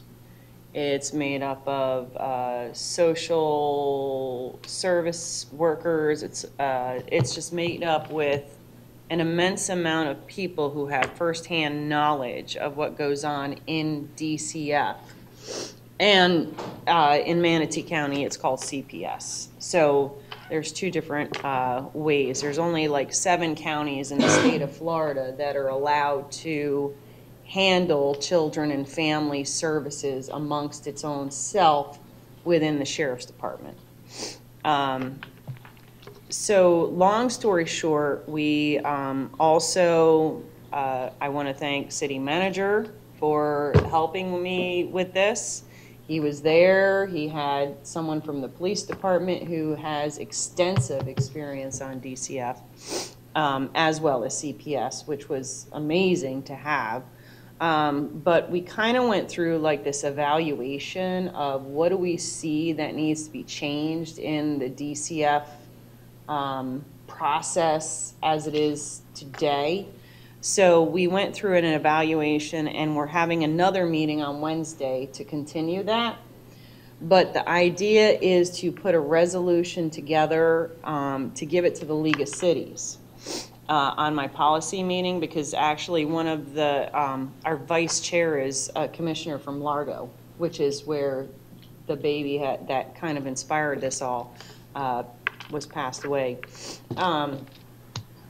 Unfortunately, there's been a lot of cases that have come since the development of this DCF task force, as well as, you know, today. But I just wanted you all to be aware of what it is that I'm putting together, what I've organized. We have at least 20 people from the health department to just an immense amount of information. And the stuff that we have learned, I've been working with this system for over, I don't know, 10 to 12 years on all aspects, both as a service provider, as someone who has had children placed in my care, just on many different levels. There are things that I learned in that task force meeting that I had absolutely no knowledge of, and it's just heartbreaking. So I think it's imperative that we address some of the things that need to be fixed right now. We don't expect for everything to be fixed. It's something that I wanted to do for a very long time, but I just hadn't, something else always took a priority until that death, and then it was kind of God's way of saying it's a priority now. So I just wanted you all to be aware of it. Now that this particular Florida League of City policy meeting is put off till November, what I hope to do is have this task force create the resolution and then bring that back before the commission so you all can look it over, kind of give it its blessing, so that I can then bring that before the policy meeting in November. Because as it stood, I was just going to bring it there because it was kind of last minute, and I was going to explain that I hadn't had time to bring it before my commission to get it approved as a city, you know, so, which Casey was aware of, so he was okay with that. Because we knew we had till November, but we were trying to kind of expedite it. But, so now, it's kind of good that we have till November. So I just wanted you all to be aware of that. The other thing is that the Holly's Hope has filed for its nonprofit status. So we're hoping that that will come through. It can become its own independent organization. We have a board of directors that's already set up, and things are doing fantastic. We have done an unbelievable amount of training, outreach, and I'm hoping that in January we can get the organization to kind of put a presentation together to explain how the city has supported that community group and what by supporting it has been accomplished, because they have an entire, strategic plan, and it's just amazing. National Night Out, I can't tell you how many people came up to that table. Chris was there, that just said, I just lost my friend a week ago, 2 weeks ago, and I can't thank you enough for giving me this information because I don't know what I'm going to do. So it is needed, it's necessary, and it's there. On that point, December 1st at 2 p.m. at Buffalo Rings and Wings, there is going to be a fundraiser in the name of Sean. Of course, I don't remember. I'm having a brain fart right now, but it's Garofalo. His I don't know how to explain it, but anyways, you all know. Yeah, that's a good way of explaining. His stepson and Liz Garofalo's son. They're having a fundraiser that has to do with national suicide awareness. So what they're going to do is the fundraiser is that the money is going to go towards suicide prevention and suicide awareness. So it's all for nonprofit. So that's December 1st, 2 p.m. We are looking for people to donate for gift baskets, gift cards, sponsorships, whatever that can be done. Please contact me, and we will hopefully have this all organized by November 30th. Let's see. What else do I need to explain? Let's see. I honestly think that's it. Anyone and everyone, please, we all know Gary Stouch. I will ask you to please keep him in your prayers. If you can, just give him a call. Just give him a call. Tell him you're thinking about him. Have a conversation with him. He's got good days. He has bad days, but it's, kind of expected. And I believe that's all I've got for you. Did you guys pick a recipient for the Vespia Fund yet? We did. Thank you for mentioning that. That was another one. The Vespia Fund. We have gotten a recipient. We are in the process of trying to find out when Chief Vespia has available so that he and his family can be there to actually do the presentation to the recipient. And we're not sure the where. I was hoping that maybe we do it here at City Hall during a commission meeting or something. If that's all right with the commission, and then I could ask city manager to organize a time. I just, because we're not sure how, this is our first one. So, I had thought about us doing it at the school that the child goes to, but then what happens is next year you're at a different school, and I kind of want the community to see it, be part of it, and there's a lot of people that really participated in it. So I was hoping that maybe in the last October meeting we could do that, if Chief Vespia is available, that is. So does anyone have any objection to that? Commissioner McDowell? Any objection?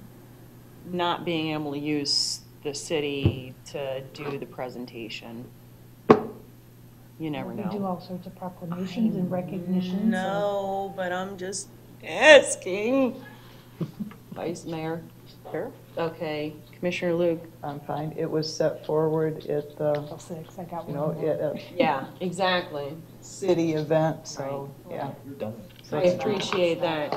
Okay, excellent. And I will work with Kevin to get all that organized. And that's it. Thank you for mentioning that, because that was on my list. I've got one more, Mayor, I forgot to mention. I'm working with Ms. Morgan for a viewing or showing of a film called Almost Sunrise. It's a documentary about veteran suicide and suicide prevention. Can I just cut you off right there? That is sponsored by Holly's Hope, but you and I have not had a conversation about that, just in case there's some sort of voting issue, which we don't expect any to be, but it's a Holly's Hope objective within their reports that have been sent to the city on a monthly basis. And so I just want to be very clear that you and I have not had any conversation about this. I've only been talking to Joan, and that's what I wanted to make. You were involved in this. That's why. Yeah, but it's exactly. not an official city. It's not program or anything. Anyhow, Holly's Hope has been sponsored by the city until it gets on its own feet. This particular thing was a objective through Holly's Hope strategic plan at the beginning of the year.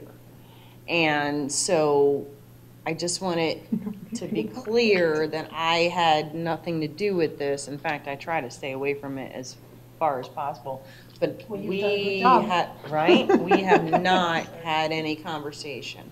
Yeah, well, I don't see how it'd be a voting problem anyhow. It's not city business. I agree, but you never know. You never know. So with that said, Mayor, I'm sorry. Are you working on this and I can bow out? No. Or am I working on this and you're not? Okay. Again, I have because I didn't want to duplicate things. I have nothing to do with what you're doing as far as the project, but because it's affiliated with Holly's Hope, I didn't want there to be any misconception that you and I are working on this together. I guess that's what I'm trying to get at. So here's my, veterans I'm very passionate about, being a proud Marine mom. Yay, Semper Fi. The Almost Sunrise is about the 22 suicides a day committed by veterans. And I am working with Ms. Joan, and we're trying to get a lot of the veteran organizations to promote this and have a viewing and showing of the movie. I guess there's going to be some people there from the suicide prevention. And I guess I need the blessing of the commission to work with the city manager to see if we can find a venue at no charge. Hopefully maybe Morgan Center, maybe even the conference room up at the Suncoast Technical if I get enough people interested in it. So I am going to have to chat with the city manager, and I just wanted to make sure I had the commission's blessing, and the city manager knows I have the commission's blessing to try and come up with a location. Just so you know, when Holly's Hope had talked about it, they had talked about making sure the veterans were affiliated. I don't know what they've talked to you about. I haven't gotten that far yet. I'm starting with this first because I got to find a location to make sure that the date and time is going to be conducive for a location. That to me is the primary first thing. Right. We're And gonna Holly's Hope is, again, a not really a supported community group, but it is I don't know how you want to explain it, city manager, a partnered community group. I mean, the commission allowed it, so. Yeah, the commission did discuss Holly's Hope and providing them with the ability for space while they were getting their 501c3. I don't know that we have an official name for what they are. What, Holly's Hope? Health, welfare, and No, the city benefits. It's our strategic plan. What? that works. I'm helping you out here, city manager. That Thinking beyond that box. Good job. No. An official. they don't have an, as far as what, it's not like a partnership. As far as our relationship with Holly's Hope, it's not an official title. It's in a community group that the city works with, similar to like the Yes, that's what I'm chamber. saying. And It's all other of that. organizations, right? I mean. Kind of. It's kind of like DeFi. Thank you. Yes, exactly. There you go. And what title you'd give that, we could create one, but there's never been a title for something like that. Partnership. It's a partnership. For a little Anywho, while. can I have the city manager hear that it's okay to work with me to find a location for this movie This is showing? what I was trying to get at. I think it is essentially already okay for you to Well- work with them because it is a partnership of Holly's Hope and the city to begin with. Remember that every single Holly's Hope meeting is advertised, or it's posted. All of the minutes are given to the clerk's department, and all of I those records. honestly didn't even know that this was going to be affiliated with Holly's Hope. I thought this was just something Ms. Joan asked me to do because she knew I was all involved with the veterans. No, there's Because a Holly's Hope reason why never you came in. got it. We knew you were. So, I seriously, I just thought it was Ms. Joan asked me, and because I was so involved with the veterans that I jumped on it. Yeah, I didn't know it was a Holly's Hope thing, so that's cool too. What does that mean? You wouldn't have done it? Is that what you're saying? No, it's an I'm added busting your bonus. chops. It's an added bonus. Okay. So just, city manager, do you understand that I'm going to be reaching out to you and it's okay? Yes. Do I need to get a consensus or anything? Not from my perspective. All right, cool. It sounds to me like you're doing something with the group that the city's already working with. Just so. making sure.